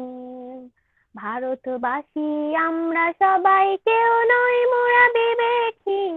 এ দেশের বুকে কোনো অনাচার সইব না কোনোদিন। নানা ধর্মের মানুষ হয়েও আমরা একটি জাতি। নানা ঝঞ্ঝার মাঝেও আমরা জেগেছি শান্তি বাতি। নানা ধর্মের মানুষ হয়েও আমরা একটি জাতি। নানা ঝঞ্ঝার মাঝেও আমরা জেগেছি শান্তি বাতি। ইতিহাস তার সাক্ষী হয়েও রইবে তো চিরদিন। ইতিহাস তার সাক্ষী হয়েও রইবে তো চিরদিন। এই দেশের বুকে কোনো অনাচার সইব না কোনোদিন। ভারতবাসী আমরা সবাই কেউ নই মোরা বিবেকহীন। এই দেশের বুকে কোনো অনাচার সইব না কোনোদিন। এ দেশের বুকে কোনো অনাচার সইব না কোনোদিন। এ দেশের বুকে কোনো অনাচার সইব না কোনোদিন। ধন্যবাদ। অনেক ধন্যবাদ কারিমাকে। এরপর আমি ডেকে নিচ্ছি রাষ্ট্রবিজ্ঞান বিভাগের অধ্যাপক বারিরউদ্দিন শেখ মহাশয়কে তার মূল্যবান বক্তব্য প্রদানের জন্য আমি অনুরোধ জানাচ্ছি। স্যার কি আছেন? হ্যাঁ, শোনা যাচ্ছে আমার? হ্যাঁ স্যার। আমি প্রথমে ক্ষমা চেয়ে নিচ্ছি যে ভিডিওটা অন করছি না একটু সমস্যার জন্য। প্রথমে আমি আমার কলেজের প্রিন্সিপাল স্যার, যিনি আমার অভিভাবক তুল্য, ওনাকে আমার অন্তঃস্থল থেকে ধন্যবাদ জানাই এবং উপস্থিত আরো অধ্যাপিকাগণ মহাশয়কে এই 73 রিপাবলিক ডে উপলক্ষে জানাই আন্তরিক অভিনন্দন ও শুভেচ্ছা। আজ হয়তো আমরা যদি কোভিড সিচুয়েশন না থাকলে হয়তো সেখানে গিয়ে আমরা প্রজাতন্ত্র দিবসটা উদযাপন করতে পারতাম, কিন্তু যাই হোক সিচুয়েশনের উপর ডিপেন্ড করে বা সিচুয়েশন আমাদেরকে বাধ্য করে আমরা গুগল মিটের মাধ্যমে একত্রিত হয়েছি এই প্রজাতন্ত্র দিবস পালনের জন্য। এখন আমি বলবো যে এর আগেও বলেছে MD Maruf Hossain, I think Ataullah Gazi, অধ্যাপক আতাউল্লাহ গাজীও বলেছেন যে আমাদের কি সংবিধানের কি ডিউটি আছে, কি কর্তব্য আছে, সে সমস্ত বিষয়। কিন্তু এখানে আমি বলার চেষ্টা করব যে এই যে আজ 2022 সালের 26শে জানুয়ারি দিনটি কেন আমরা বেছে নিয়েছি, কারণ কি? আরো তো দিন ছিল, এর উত্তরে অনেকে বলে গিয়েছে, কিন্তু সেখানে আমি কিছু অ্যাড করতে চাই। আমরা জানি যে যখন ব্রিটিশ ইস্ট ইন্ডিয়া কোম্পানি ভারতবর্ষে ব্যবসায়িক সূত্রে এসেছিল, তখন তারা সেই ব্যবসায়িক স্বার্থ থেকে সরে এসে অর্থাৎ বণিক থেকে তারা শাসকে রূপান্তরিত হয়েছিল। ফলে সেই উদ্দেশ্যে তারা আইন প্রণয়ন করত। ফলে সেই আইনের ভারতীয় জনসমাজের উপর শোষণ ও নির্যাতন চালাতো। এইরকম শোষণ থেকে পরিত্রাণ পেতে ধীরে ধীরে অনেক আন্দোলন দেখা দিয়েছিল, কিন্তু লাস্টে যেটা 1857 সালে যে মহাবিদ্রোহ দেখা দিয়েছিল, এই মহাবিদ্রোহ ব্রিটিশ ইস্ট ইন্ডিয়া কোম্পানির ঘাম ছুড়ে দিয়েছিল। এই বিদ্রোহকে দমন করতে গিয়ে অনেক কষ্ট করতে হয়েছিল, অনেক বেগ পেতে হয়ে গেছিল ব্রিটিশ ইস্ট ইন্ডিয়া কোম্পানির সৈন্যবাহিনীকে। যাই হোক, সময় যত গড়িয়েছে, এই বিদ্রোহকে ব্রিটিশ ইস্ট ইন্ডিয়া কোম্পানির যে সৈন্যবাহিনী চরম হাতে দমন করেছিল। এই বিদ্রোহ দমন করতে গিয়ে দেখা গিয়েছে অসংখ্য কৃষক, নরনারী, শিশু, বৃদ্ধ নির্বিচারে হত্যা হয়েছিল। এই যে হত্যাকাণ্ড, ধ্বংস রাজ্য চলছিল, তখন কি করলো যে ব্রিটিশ সরকারের হাত থেকে, এগুলো সব আমাদের জানা আছে, তারপরে এখন আমি বলছি যে ব্রিটিশ ইস্ট ইন্ডিয়া কোম্পানির হাত থেকে ক্রাউন বা ব্রিটিশ সরকার ক্ষমতা কেড়ে নিল। কি হলো? কোম্পানির শাসন থেকে ক্রাউন শাসন, যেটা আমরা জানি 1857 থেকে 1947 পর্যন্ত। এই যে ক্রাউন শাসন, বা যাকে আমরা সংক্ষেপে জানি the act for the good government of India, বা ভারতের জন্য সুশাসন আইন নামে পরিচিত। এই সুশাসনে এটা আশা করা হয়েছিল যে যে সমস্ত আইন ব্রিটিশ পার্লামেন্টে আইন প্রণয়ন করা হবে, সেগুলো ভারতীয় জন্য উপকারে আসবে বা কিছুটা আমরা রিলিফ পাবো। কিন্তু যতই সময় গড়িয়েছে, যতই আইন তারা প্রণয়ন করেছে, যেমন আমরা দেখেছি ভারত শাসন আইন 1909, 1919, 1935, এই সমস্ত আইনে আমাদের অর্থাৎ ভারতীয়দের যে এক্সপেক্টেড যে আশা আকাঙ্ক্ষা, কোনো কিছুই প্রতিফলিত হয়নি, রিফ্লেক্টেড হয়নি। আমাদের কি আশা ছিল? স্বাধীনতা ছিল, তাদের হাত থেকে আমাদেরকে বাঁচতে হবে। তো যাই হোক, এখান থেকে আমি এখানে বিশেষ করে ফোকাস করব 1919 সালে যে ভারত শাসন আইন, যেটাকে মন্টেগু চেমসফোর্ড আইন নামেও পরিচিত বা বলা চলে। এই আইন থেকে যে 26শে জানুয়ারি এই যে আমরা প্রজাতন্ত্র দিবস হিসেবে পালন করছি, সেই দিনটি সেখান থেকেই শুরু হয়েছে। কিভাবে সেটা জানবো। এই মন্টেগু চেমসফোর্ড আইন যখন ভারতবর্ষে আসে, চালু হয়, তখন সমগ্র ভারতবর্ষ জুড়ে শুরু হয় প্রতিবাদ আন্দোলন। এই আন্দোলনে ব্রিটিশ সরকার ভারতীয়দের ওপরে অনেক হত্যাকাণ্ড ঘটনা ঘটিয়েছিল। যাই হোক, যেহেতু এই আইনের বিরুদ্ধে, মন্টেগু চেমসফোর্ড আইনের বিরুদ্ধে ভারতীয়দের অনেক অসন্তোষ, স্যাটিসফ্যাকশন হচ্ছে না আমরা, বা সন্তুষ্ট না থাকার ফলে ব্রিটিশ সরকার ভাবলো কি কেন ভারতীয়রা কেন সন্তুষ্ট হচ্ছে না। ফলে ব্রিটিশ পার্লামেন্টে 1927 সালে একটা কমিশন গঠন করলো। সেই কমিশনটার নাম ছিল সাইমন কমিশন। এই সাইমন কমিশন কিসের জন্য এসেছিল? মন্টেগু চেমসফোর্ড আইনের সংস্কার করার জন্য। এই ভারতীয় মাটিতে এই মন্টেগু চেমসফোর্ড আইনকে সংস্কারের জন্য সাইমন কমিশন এসেছিল, কিন্তু দুর্ভাগ্যবশত এই কমিশনে একজন ভারতীয় প্রতিনিধি ছিল না। ফলে আমরা মানবো না, মানতে নারাজ। কেন? যেহেতু এটা আমাদের জন্য আইন, আমাদের জন্য সংস্কারের জন্য এই কমিশন, কিন্তু কেন আমরা মানবো? সেখানে আমাদের রিপ্রেজেন্টেটিভ বা প্রতিনিধি কেউ ছিল না। ফলে শুরু হলো প্রত্যেকটি দেশের বিভিন্ন প্রান্তে শুরু হলো প্রতিবাদ আন্দোলন। গো back Simon, go back Simon, এই যে প্রতিধ্বনি চলতে শুরু করলো। আমরা দেখেছি ইতিহাসের পাতায় বা শুনেছি যে যখন লাহোরে Lala Lajpat Rai go back Simon, go back Simon বলে যখন প্রতিবাদ করেছিল, তখন ব্রিটিশের এক পুলিশের হাতে তিনি লাঠির আঘাত খেয়ে সেখানেই শহীদ হয়েছিলেন। এই যে এক পরিস্থিতি, এক তো গোটা দেশে এক নৈরাজ্যের পরিবেশ বিরাজ করছিল, এরকম এক পরিবেশে ব্রিটিশ পার্লামেন্টে বিষয়ে এক মন্ত্রী তিনি বলেছেন ভারতীয়দেরকে উদ্দেশ্য করে, বলছেন যে you don't have the capacity to write your own constitution. কত বড় একটা অপমানযোগ্য, কত বড় আমাদেরকে ছোট করে দেখতো যে আমাদের সংবিধান রচনা করার ক্ষমতা নেই। যাই হোক, এর প্রতিবাদে কংগ্রেসের পক্ষ থেকে মতিলাল নেহরু জবাব দিয়েছিলেন, কড়া জবাব, একদম চুপ হয়ে যাও, আমরা দেখে নেবো, তোমাদের চ্যালেঞ্জকে গ্রহণ করলাম, আমরা দেখাবো লিখে সংবিধান। যাই হোক, চ্যালেঞ্জ তো গ্রহণ করলাম, সংবিধান লিখতে হবে। এই ব্রিটিশদের চ্যালেঞ্জ গ্রহণ করার পর মতিলাল নেহরুকে কংগ্রেসের সভাপতি করে একটি কমিটি গঠন করেন। এই কমিটির আমরা জানি অন্যতম সদস্য ছিলেন জওহরলাল নেহরু। সাইমন কমিশনের প্রতিপক্ষ হিসাবে এই নেহরু কমিটি গঠন করা হয়েছিল।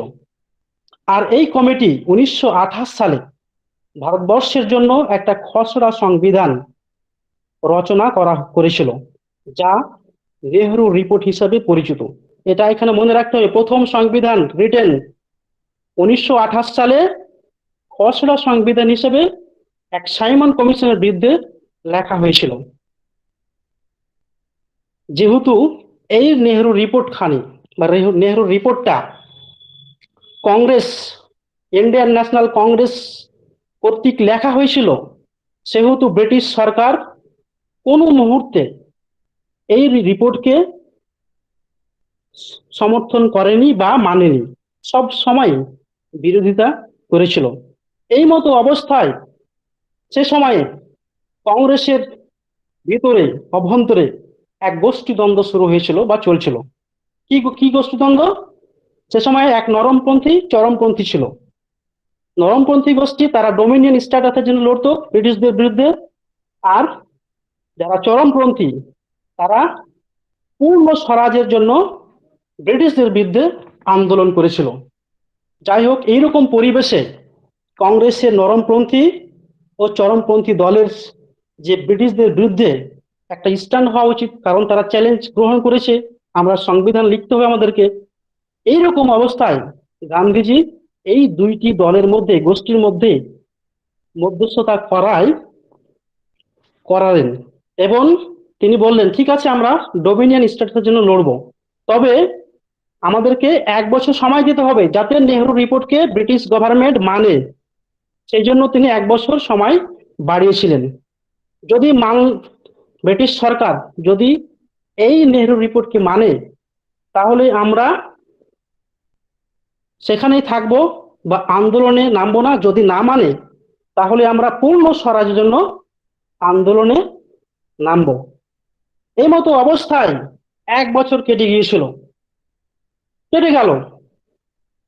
যার পরও কিন্তু কোনো কিছু নিয়ে, এই যে ডোমিনিয়ন স্ট্যাটাস নিয়ে ব্রিটিশ সরকার কোনো কান দিল না, মাথা ঘামালো না।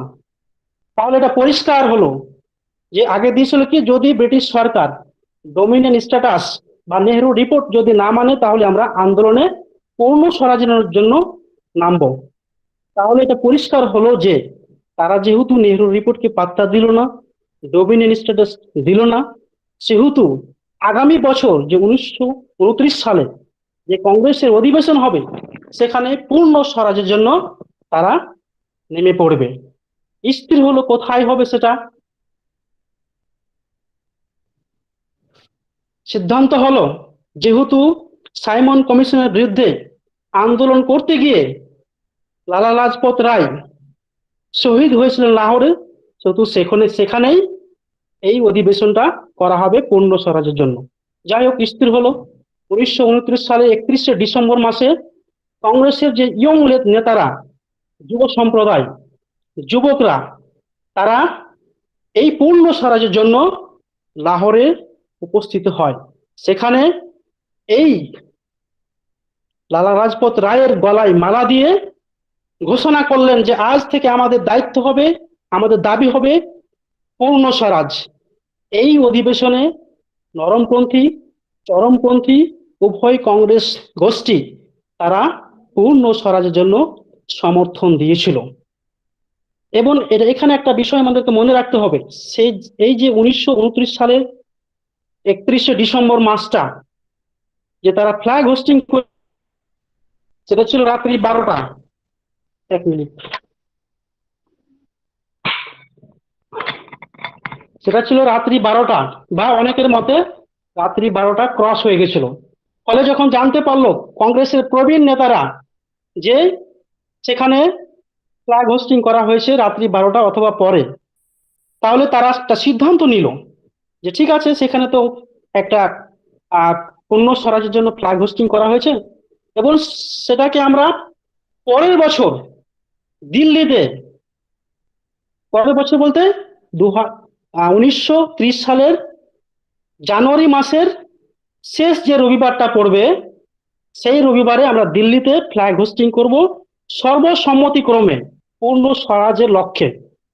ঠিক হলো, জানুয়ারি মাসের শেষ রবিবার।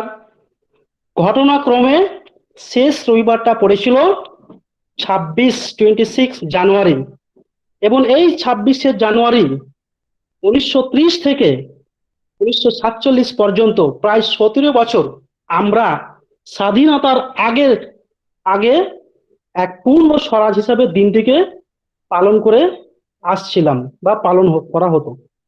এখন প্রশ্ন হলো, 15 আগস্টে বা 15 আগস্ট 1947 আমাদের দেশ স্বাধীন হলো, ব্রিটিশ গভর্নমেন্ট ক্ষমতা আমাদেরকে হস্তান্তর করলো বা দিল, কিন্তু এই 15 আগস্ট যে স্বাধীনতা পাবো, এই দিনটি আমাদের নির্ধারণ করার ক্ষমতা ছিল না বা দেয়নি। কে করেছিল? British government. এর পিছনে কিন্তু ব্রিটিশ গভর্নমেন্টের তাদের যে উপনিবেশিক যে অহংকার, অহমিকা ছিল, সেটা কাজ করেছিল। কিভাবে? আমরা জানি 15 আগস্ট 1945 জাপান ব্রিটিশ সরকারের কাছে, অর্থাৎ অ্যালাইড ফোর্সের কাছে কি করেছিল? আত্মসমর্পণ করেছিল। এই যে 15 আগস্ট 1945 জাপান ব্রিটিশ ফোর্সের কাছে আত্মসমর্পণ করেছিল, সেই দিন থেকেই তারা আমাদেরকে ক্ষমতা হস্তান্তর করেছিল বা স্বাধীনতা দিয়েছিল। এইভাবে আমাদের স্বাধীনতাকে কি করেছিল? অপমানিত করেছিল। ফলে আমরা ভারতীয় নেত্রীরা তারা ভেবেছিল যে আমাদেরকে একটা কিভাবে স্বতন্ত্র দিন হিসাবে, একটা আলাদা দিন হিসাবে রক্ষা করা যায়। সেই জন্য 26শে জানুয়ারি দিনটাকে আমাদের সংবিধান এই 15 আগস্ট 1947 থেকে 1949 সালের 26শে নভেম্বর পর্যন্ত, এই যে 2 বছর 11 মাস 18 দিনের ব্যবধানে লেখা হয়েছে। তখন তো আমরা পারতাম, কিন্তু করেননি। কেন? যে পরের বছর কখন 26শে জানুয়ারি আসবে, সেই দিনটাকে আমরা সংবিধানকে শ্রদ্ধা জানাতে এবং ইতিহাসকে স্মরণ রাখতে আমরা এই দিনটিকে প্রজাতন্ত্র হিসাবে পালন করব, এবং সেই নিয়ম অনুসারে প্রজাতন্ত্র দিবস আমরা পালন করছি। এখন আমরা স্বাধীন সংবিধান পেয়েছি, সংবিধান চালু হয়ে গেছে। প্রশ্ন হচ্ছে, সংবিধানকে রক্ষা করার দায়িত্ব আমাদের প্রত্যেকের। সংবিধান তো নিজে এসে বলবে না যে আমি এটা, আমাকে তোমরা মানো। সংবিধান যে সমস্ত ভ্যালু আছে, এথিক্স আছে, আদর্শ আছে, সেগুলোকে যদি আমরা না মানি, যদি আমরা পালন না করি, না শপথ নিই, তাহলে আমাদের যে উন্নয়ন, বিকাশ কিছুই হবে না। আমরা দেশ গঠনে প্রত্যেককে এগিয়ে আসতে হবে। এখন বর্তমানে যে দেখছি সাম্প্রদায়িক যে হিংসা, ধর্মের নামে বিভিন্ন হিংসা হচ্ছে, নারী নির্যাতন, ধর্ষণ প্রভৃতি খবরের কাগজ খুললেই আমরা দেখতে পাবো। দুর্নীতি প্রভৃতি এই সমস্ত কেন ঘটছে, কাদেরকে দায়ী করবো এগুলো? আমরা যদি যতক্ষণ পর্যন্ত শপথ নিয়ে না মুভমেন্ট যতক্ষণ না করব, শপথ যতক্ষণ না নেব, ততক্ষণ পর্যন্ত আমরা আমাদের আমাদের কাঙ্ক্ষিত আশা, সেই আশায় আমরা যেতে পারবো না। আর প্রশ্ন হচ্ছে যে প্রত্যেককে যে সংবিধানে যে আদর্শগুলো আছে সেগুলোকে আমাদেরকে মানতে হবে, আমাদেরকে জানতে হবে কেন সংবিধান। সংবিধান যদি না থাকে, দেশের আইন যদি না থাকে, তাহলে কি হবে? আমি এখানে একটা উদাহরণ দেবো। একজন বিখ্যাত পলিটিক্যাল থিওরিস্ট তাত্ত্বিক হবস, তিনি বলেছেন যদি স্টেট না থাকে, রাষ্ট্র না থাকে, দেশ না থাকে, সংবিধান না থাকে, তাহলে সেটা হবে নৈরাজ্য, এক প্রাকৃতিক পরিবেশ যেখানে কি একে অপরের যুদ্ধে লিপ্ত থাকবে, কাটাকাটি, মারামারি, হানাহানি সব সময় লেগে থাকবে। এইরকম পরিবেশে কোনো শিল্প, কোনো সংস্কৃতি, সভ্যতা, কোনো কিছুই সেখানে বিকাশ হবে না। এই জন্যই একটা সংবিধানের প্রয়োজন, রাষ্ট্রের প্রয়োজন, এবং আর এই কারণেই আমাদেরকে সংবিধানকে মানতে হবে, আমাদেরকে সংবিধানকে শ্রদ্ধা জানাতে হবে। সংবিধান যে সমস্ত আদর্শ আছে সেগুলোকে আমরাকে আমাদের নেক্সট জেনারেশনকে এবং আমাদের ভিতরে ইনকালকেট করতে হবে, সামাজিকরণ করতে হবে। এভাবে আমরা আমাদের যে আশা, আমাদের যে লক্ষ্য সেখানে পৌঁছতে পারবো। আর এখানেই আমি আমার কথা শেষ করলাম। Thank you.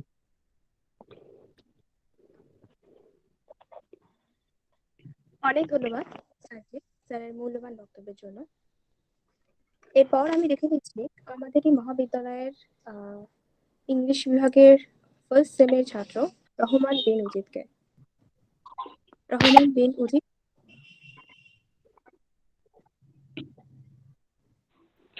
হ্যাঁ দিদি আছে। শোনা যাচ্ছে? হ্যাঁ, শোনা যাচ্ছে। বিদ্যালয়ের সকল শিক্ষক শিক্ষিকা এবং ছাত্রছাত্রীদের জানাই ৭৩তম প্রজাতন্ত্র দিবসের অনেক অনেক শুভেচ্ছা এবং শুভকামনা। প্রজাতন্ত্র দিবস এবং স্বাধীনতা দিবস এই দুটো দিন আসলেই আমরা আশেপাশে অনেক দেশাত্মবোধক গান শুনতে পাই। এই আজ সকালে একটা গান শুনছিলাম, কবি প্রদীপের লেখা এবং লতা মঙ্গেশকরের গাওয়া। গানের লাইনগুলো ঠিক এমন যে লাইনগুলো শুনলে একটা সংক্ষিপ্ত ধারণা পাওয়া যায় যে আমরা এই দিনগুলো কেন পালন করি। লাইনগুলো, आए मेरे वतन के लोगों जरा आँख में भर लो पानी, जो शहीद हुए हैं उनकी जरा याद करो कुर्बानी, तुम भूल ना जाओ उनको इसीलिए कही ये कहानी, जो शहीद हुए हैं उनकी जरा याद करो कुर्बानी। এই দিনটা তাদের স্মরণ করার দিন, তার সেই স্বাধীনতা সংগ্রামীদের, সেই বিপ্লবদের, সেই শহীদদের প্রতি আমাদের শ্রদ্ধা, আমাদের ভালোবাসা জানানোর দিন। আমরা জানি আমাদের এই 26শে জানুয়ারি দিনটা পালন করা হয় কারণ 1950 সালে 26শে জানুয়ারি আমাদের প্রথম সংবিধান কার্যকরী হয়। সে কেন হয়েছিল ওই দিনটা সেটা অনেকে আমার দাদারা বললেন, তো আমি সেটাই আর বলবো না। তো 1929 সাল, সেই সময় 1929 ডিসেম্বর প্রথম পণ্ডিত জওহরলাল নেহরু লাহোরের কংগ্রেসের অধিবেশনে পূর্ণ স্বরাজের দাবি করেন।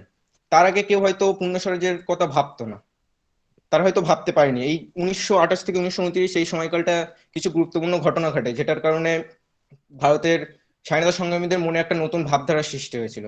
সেই ঘটনার মধ্যে কিছু ছিল যেমন সামন কমিশনের বিরোধিতা। ভারতের প্রত্যেক জনতা, প্রত্যেক নাগরিক, প্রত্যেক বিপ্লবীরা সামন কমিশনকে বিরোধিতা করেছিল কারণ ভারতের কোনো ভারতীয় প্রতিনিধি সেখানে ছিল না। তারপরে লালা রাজপথ রায় শহীদ হন, ভগৎ সিং এবং বাটুকেশ্বর দত্ত সেন্ট্রাল অ্যাসেম্বলিতে বোমা বিস্ফোরণ ঘটায় এবং তারপর গ্রেপ্তার হয়।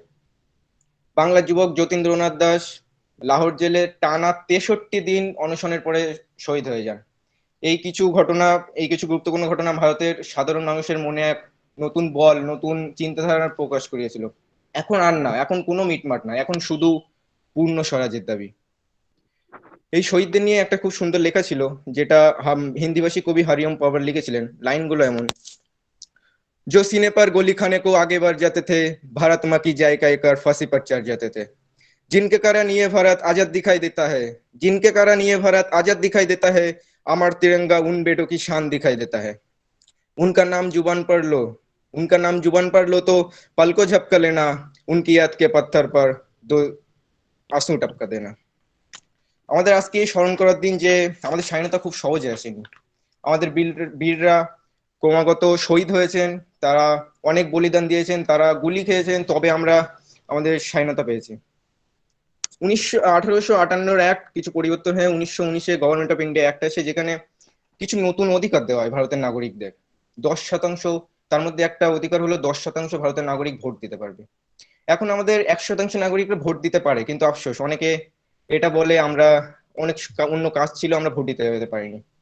এর থেকে গুরুত্বপূর্ণ আর কি হতে পারে? এই ভোট দেওয়া তো শুধু আমাদের কাছে ভোট দেওয়া নয়, এই ভোট দেওয়া আমাদের অধিকার, যে অধিকার পাওয়ার পিছনে আমাদের বিপ্লবদের, আমাদের স্বাধীনতা সংগ্রামীদের রক্তের ছাপ জড়ে আছে। আমার মনে হয় আমাদের সংগ্রাম এখনো শেষ হয়নি, আমাদের সংগ্রাম এখনো জারি আছে। আমাদের সেই সময় সংগ্রাম ছিল আমাদের দেশকে স্বাধীন করা, এখন আমাদের সংগ্রাম আমাদের দেশকে এগিয়ে নিয়ে যাওয়া, আমার নিজের কর্তব্য পালন করা। একটা মুভির একটা খুব সুন্দর গানের দুটো লাইন ছিল, तूफानों से लाए हम कश्ती निकल के, तूफानों से लाए हम कश्ती निकल के, इस देश को रखना मेरे बच्चों संभाल के। আমরা এই দেশের সন্তান, আমাদেরকে এই দেশকে এগিয়ে নিয়ে যেতে হবে। অনেকে চায়ের দোকানে বসে দেশের কিছু হবে না এটা বলা খুবই সহজ, কিন্তু সেই দেশকে এগিয়ে নিয়ে যাওয়া সংগ্রামে অংশগ্রহণ করা খুবই কঠিন, যেটা শুধু দেশপ্রেমিকরাই করতে পারে। দেশপ্রেম মানে শুধু এটা নয় যে কোনো বর্ডারে গিয়ে আমাকে বর্ডারে যেতে হবে। দেশপ্রেম মানে নিজের কর্তব্য, নিজে যে কাজটাই করছো সেটা সততার সাথে নিজের কর্তব্যটা পালন করা। এইভাবে আমাদের দেশ এগিয়ে যাবে। সবার শেষে দুটো লাইন বলে আমি আমার বক্তব্য শেষ করব। मेरा हिंदुस्तान महान था, महान है, महान रहेगा। मेरा हिंदुस्तान महान था, महान है, महान रहेगा। होगा बुलंद हौसला अगर सबकी रगों में, होगा बुलंद हौसला अगर सबकी रगों में, तो एक दिन ये सारा जहां जय हिंद कहेगा। जय हिंद, वंदे मातरम।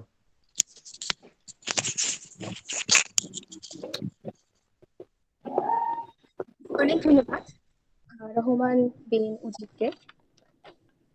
এরপর আমাদের মহাবিদ্যালয়ের সঙ্গীত বিভাগের ছাত্রছাত্রীরা সমবেত সঙ্গীত গাইবেন। সবাই কি আছে?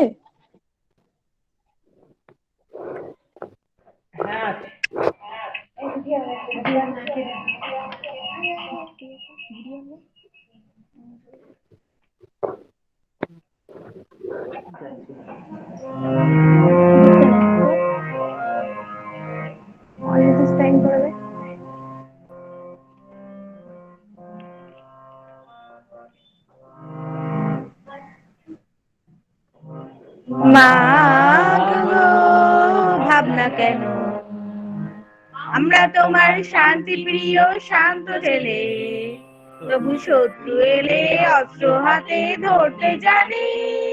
তোমার ভয় নেই মা, আমরা প্রতিবাদ করতে জানি।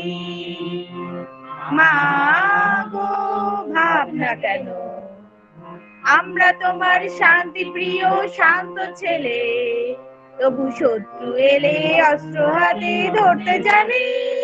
তোমার ভয় নেই মা, আমরা প্রতিবাদ করতে জানি। আমরা হারবো না, হারবো না, তোমার মাটির একটি কোনাও ছাড়বো না। আমরা হারবো না, হারবো না, তোমার মাটির একটি কোনাও ছাড়বো না। পাজর দিয়ে দুর্গ ঘাটি করতে জানি। তোমার ভয় নেই মা, আমরা প্রতিবাদ করতে জানি। মা গো ভাবনা কেন, আমরা তোমার শান্তি প্রিয় শান্ত ছেলে, তবু শত্রু এলে অস্ত্র হাতে ধরতে জানি। তোমার ভয় নেই মা, আমরা প্রতিবাদ করতে জানি। আমরা অপমান সইব না, মৃত্যুর মতো ঘরের কোণে রইব না। আমরা অপমান সইব না, ভীরুর মতো ঘরের কোণে রইব না। আকাশ থেকে ব্রজ হয়ে ঝরতে জানি। তোমার ভয় নেই মা, আমরা প্রতিবাদ করতে জানি। ভাবনা কেন, আমরা তোমার শান্তি প্রিয় শান্ত ছেলে, তবু শত্রু এলে অস্ত্র হাতে ধরতে জানি, তোমার ভয় নেই মা আমরা প্রতিবাদ করতে জানি। আমরা পরাজয় মানব না, দুর্বলতায় বাঁচতে শুধু জানবো না। আমরা পরাজয় মানব না, দুর্বলতায় বাঁচতে শুধু জানবো না। চিরদিনই হাসি মুখে মরতে জানি, তোমার ভয় নেই মা আমরা প্রতিবাদ করতে জানি। মা গো ভাবনা কেন, আমরা তোমার শান্তি প্রিয় শান্ত ছেলে, তবু শত্রু এলে অস্ত্র হাতে ধরতে জানি, তোমার ভয় নেই মা আমরা প্রতিবাদ করতে জানি। ধন্যবাদ। অসাধারণ, অনেক ধন্যবাদ সকলকে। এরপর আমি ডেকে নিচ্ছি আমাদের মহাবিদ্যালয়ের প্রাক্তন ছাত্র তামিম আহমেদকে সঙ্গীতের মাধ্যমে দেশকে শ্রদ্ধাঞ্জলি জানাবে। তামিম আহমেদ। হ্যালো, শোনা যাচ্ছে? হ্যাঁ। নমস্কার সকলকে, আমি তামিম আহমেদ। প্রজাতন্ত্র দিবসের সকলকে শুভেচ্ছা জানিয়ে আমার গান শুরু করছি।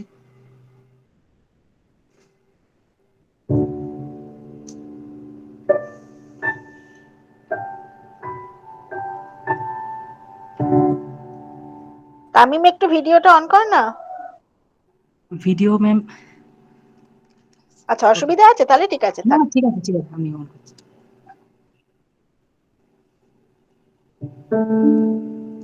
तलवारों पे वार दिए, अंगारों में जिस्म जलाया है, तब जाके कहीं हमने सर पे ये केसरी रंग सजाया है।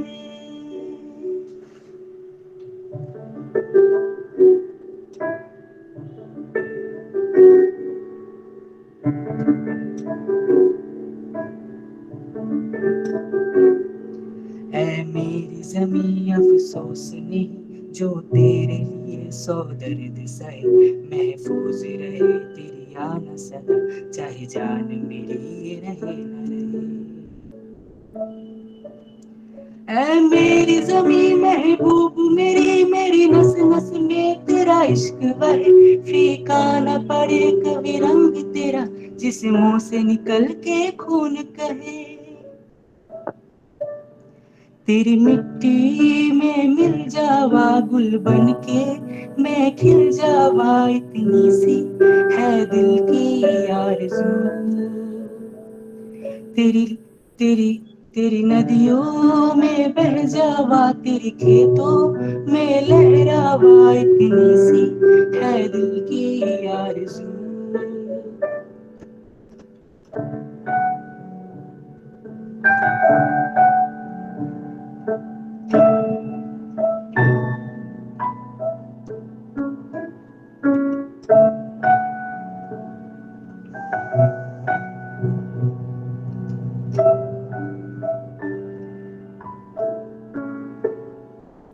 सरसों से भरे कलियान मेरे, जहाँ झूम के भंगड़ा पा ना सके, आबाद रहे गाँव मेरे जहाँ लौट के वापस जा न सके। ए वतना वे मेरे वतना में तेरा मेरा प्यार निराला था, कुर्बान हुआ तेरी असमत पे जहाँ मेरा नसीबों वाला था। तेरी मिट्टी में मिल जावा गुल बन के मैं खिल जावा, इतनी सी है दिल की आरज़ू। तेरी नदियों में बह जावा, तेरे खेतों में लहरावा, इतनी सी है दिल की आरज़ू।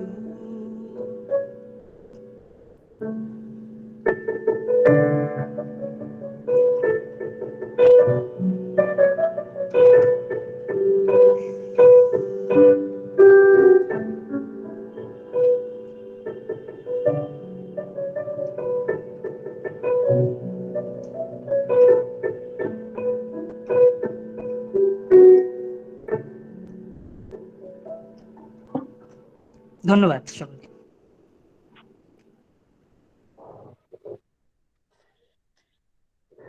ধন্যবাদ তামিম আহমেদকে। এরপর সঙ্গীত শিল্পী মুসিবের বিশ্বাস।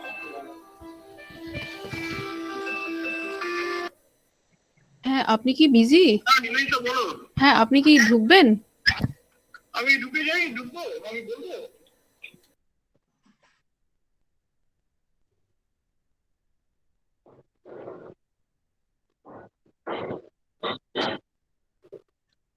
স্যার মনে হয় ঢুকছেন।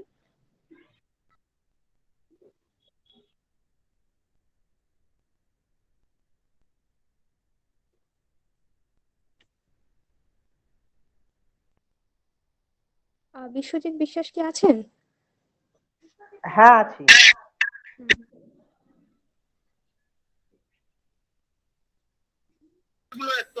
বিশ্বজিৎ শুরু করো।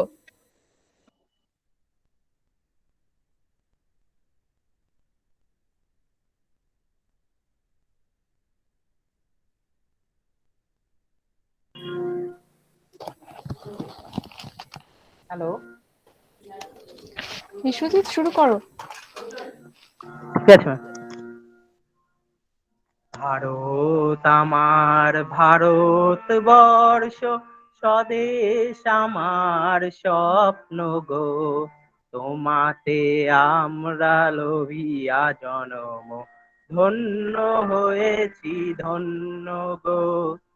ভারত আমার ভারতবর্ষ, স্বদেশ আমার স্বপ্ন গো, তোমাতে আমরা লহিয়া জনম, ধন্য হয়েছি ধন্য গো।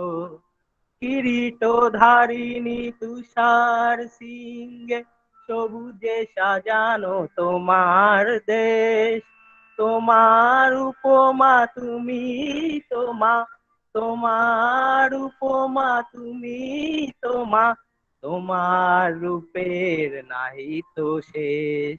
সঘন গহন তমসা সহসা আসে যদি নেমে আকাশে তোর, হাতে হাত রেখে মিলি একসাথে আমরা আনিব নতুন ভোর। ভারত আমার ভারতবর্ষ, স্বদেশ আমার স্বপ্ন গো, তোমাতে আমরা লইয়া জনম, ধন্য হয়েছি ধন্য গো। শক্তি দায়িনী দাও মা শক্তি, ঘুচাও দীনতা ভীরু আবেশ। আধার রজনী ভয় কি জননী, আধার রজনী ভয় কি জননী, আমরা বাঁচাবো এ মহাদেশ। রবীন্দ্রনাথ বিবেকানন্দ বীর সুভাষের মহান দেশ, নাহি তো ভাবনা করি না চিন্তা, হৃদয়ে নাহি তো ভয়ের লেশ। ভারত আমার ভারতবর্ষ, স্বদেশ আমার স্বপ্ন গো, তোমাতে আমরা লহিয়া জনম, ধন্য হয়েছি ধন্য গো, ধন্য হয়েছি ধন্য গো, ধন্য হয়েছি ধন্য গো। ধন্যবাদ। ধন্যবাদ। এরপর মহাবিদ্যালয়ের IQAC coordinator doctor Sourav Bhattacharya মহাশয়কে তার মূল্যবান বক্তব্য প্রদানের জন্য অনুরোধ করব। স্যার আছেন? আমাকে দেখা শোনা দুটোই যাচ্ছে ঠিক মতো? স্যার শোনা যাচ্ছে তো? হ্যাঁ শোনা যাচ্ছে, হ্যাঁ দেখাও যাচ্ছে। অনেক ধন্যবাদ মাননীয় অধ্যক্ষ, আমার সহকর্মীরা এবং আমার প্রিয় ছাত্রছাত্রীরা যারাই এই অনুষ্ঠানে অংশগ্রহণ করছেন, সকলকেই ৭৩তম প্রজাতন্ত্র দিবসের জন্য সকলকে অভিনন্দন জানাই। এই দিনটা সত্যিই আমাদের পরস্পরকে অভিনন্দন জানানোর দিন, কারণ এই দিনটি আমাদের স্বাধীনতার সত্যিকারের মূল্যটি, অর্থাৎ স্বাধীনতার মধ্যে দিয়ে আমরা যেটি পেলাম, সেই প্রাপ্তিটিকে সূচিত করে। 47 সালে 15ই আগস্ট যেটা হয়েছিল সেটা হচ্ছে দুটো ডমিনিয়ন স্টেটাস সত্তাধারী দুটি দেশের জন্ম হয়েছিল। তখন কিন্তু ভারতবর্ষ ছিল ব্রিটিশ ডমিনিয়ন স্টেটাস পেয়েছিল তারা, ভারতবর্ষ এবং পাকিস্তান। 50 সালের এই দিনে, এই 26শে জানুয়ারিতে আমরা নিজেদের সম্পূর্ণভাবে স্বাধীন বলে ঘোষণা করি এবং আমরা নিজেদের একটি রিপাবলিক অর্থাৎ একটি প্রজাতন্ত্র দেশ বলে আমাদের নিজেদেরকে সূচিত করি, যেটি ভারতবর্ষ ইতিহাসে, আমি বলবো স্বাধীনতার পরবর্তী ইতিহাসে, একটি সবথেকে বড় পদক্ষেপ। এবং এই যে পদক্ষেপ আমাদের মনে রাখতে হবে, ভারতবর্ষ কিন্তু এই যে পদক্ষেপ নিয়েছিল 1950 সালের 26শে জানুয়ারি, সেই পদক্ষেপ থেকে কিন্তু ভারতবর্ষ সামান্যতম বিচ্যুত হয়নি। এখনো পর্যন্ত আমাদের দেশে গণতান্ত্রিক পদ্ধতি, এবং এটি আমি ইমার্জেন্সি মাথায় রেখেই বলছি, গণতান্ত্রিক পদ্ধতি সমানভাবে বিরাজমান আছে, যেটি এর চারপাশে যে অন্য দেশগুলো আছে, যদি আপনারা দেখি দক্ষিণ পূর্ব এশিয়ার যে অন্য দেশগুলো, সেই দেশগুলো কিন্তু সেই জায়গাটা রাখতে পারেনি। একইভাবে আমাদের দেশে আজও গণতন্ত্র সব থেকে শক্তিশালী, সে আমরা যতই যাই বলি, সেখানেও গণতন্ত্রের শক্তির নিয়ে কোনো প্রশ্ন হতে পারে না। এবং সেই কারণেই আমি মনে করি আজকের দিনে আমরা প্রত্যেককে পরস্পরকে অভিনন্দিত করা করব, কারণ আমাদের স্বাধীনতা সংগ্রামীরা তাদের রক্ত ঝরিয়ে যে মূল্যবোধের দিকে নিয়ে গেছেন, আমাদের ভারতবর্ষের স্বাধীনতার পরে এই এত বছরে আমরা কিন্তু সেই মূল্যবোধ থেকে বিচ্যুত হইনি। দু একটা ছোটখাটো ঘটনা একটি ইতিহাসে ঘটতেই পারে, একটি জাতির ইতিহাসে, কিন্তু এই মূল্যবোধ এবং সেই মূল্যবোধের মধ্যেই আছে আমাদের ধর্মনিরপেক্ষতা বোধ। যে প্রিএমবেলে আমরা নিজেদেরকে স্বাধীন বলে ঘোষণা করেছি, সেই প্রিএমবেলেই ধর্মনিরপেক্ষতার কথা আছে। আজকের যেটা আমার মনে হয় সব থেকে বড় একটি মূল্যবোধ, যেটা আমাদের সকলের হৃদয়ের কেন্দ্রস্থলে থাকা উচিত। আজকে ঠিক বলার মতো অবস্থায় আমি নেই। কলেজে এসেছি নানা রকম সমস্যার মধ্যে দিয়ে, রাস্তায় টায়ার পাংচার হয়ে গিয়েছিল, অনেক রকম সমস্যা হয়েছিল, কিন্তু তাহলেও আমি এই বলার সুযোগটুকু ছাড়লাম না, কারণ আমি চাই সকলকে, আপনাদের সকলকে এই ব্যাপারে অভিনন্দিত করতে, যে আমরা গণতান্ত্রিক মূল্যবোধকে সমানভাবে এগিয়ে নিয়ে যেতে পেরেছি। সকলকে ধন্যবাদ, আবার অভিনন্দন, এবং ভারতবর্ষের এই গণতান্ত্রিক মূল্যবোধের প্রতি আমার শ্রদ্ধা জানিয়ে আমার বক্তব্য শেষ করছি। ধন্যবাদ এবং নমস্কার।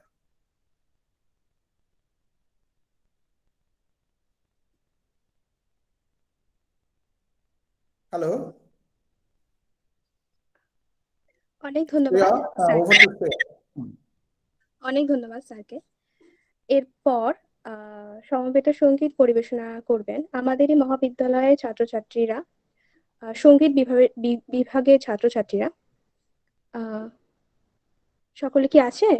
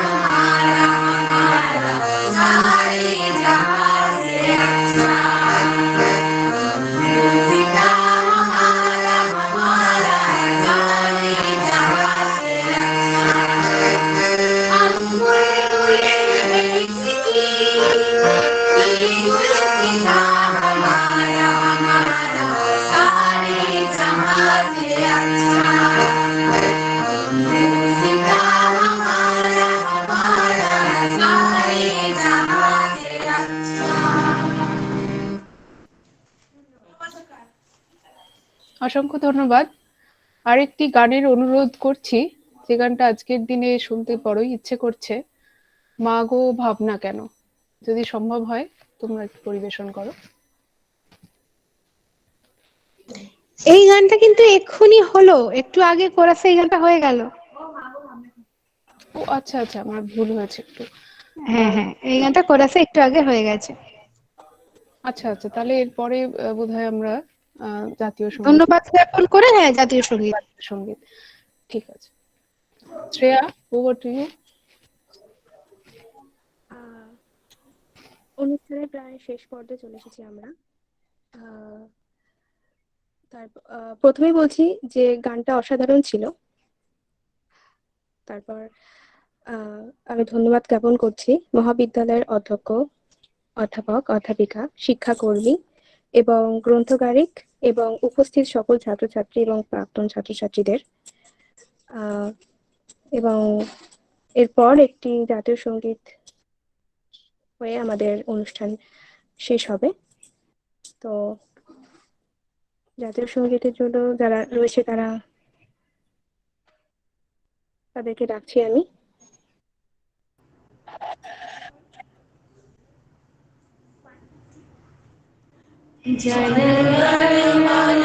জনগণমনাধিনায়ক জয় হে ভারত ভাগ্য বিধাতা, পঞ্জাব সিন্ধু গুজরাট মারাঠা দ্রাবিড় উৎকল বঙ্গ, বিন্ধ্য হিমাচল যমুনা গঙ্গা উচ্ছল জলধি তরঙ্গ, তব শুভ নামে জাগে তব শুভ আশিস মাগে, গাহে তব জয় গাথা।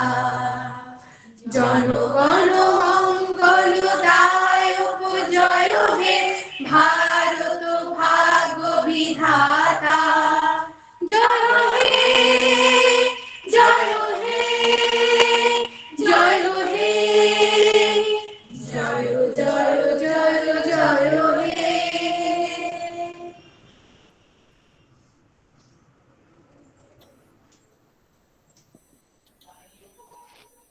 আজকের মতো আমাদের অনুষ্ঠান এখানেই শেষ। নমস্কার। নমস্কার।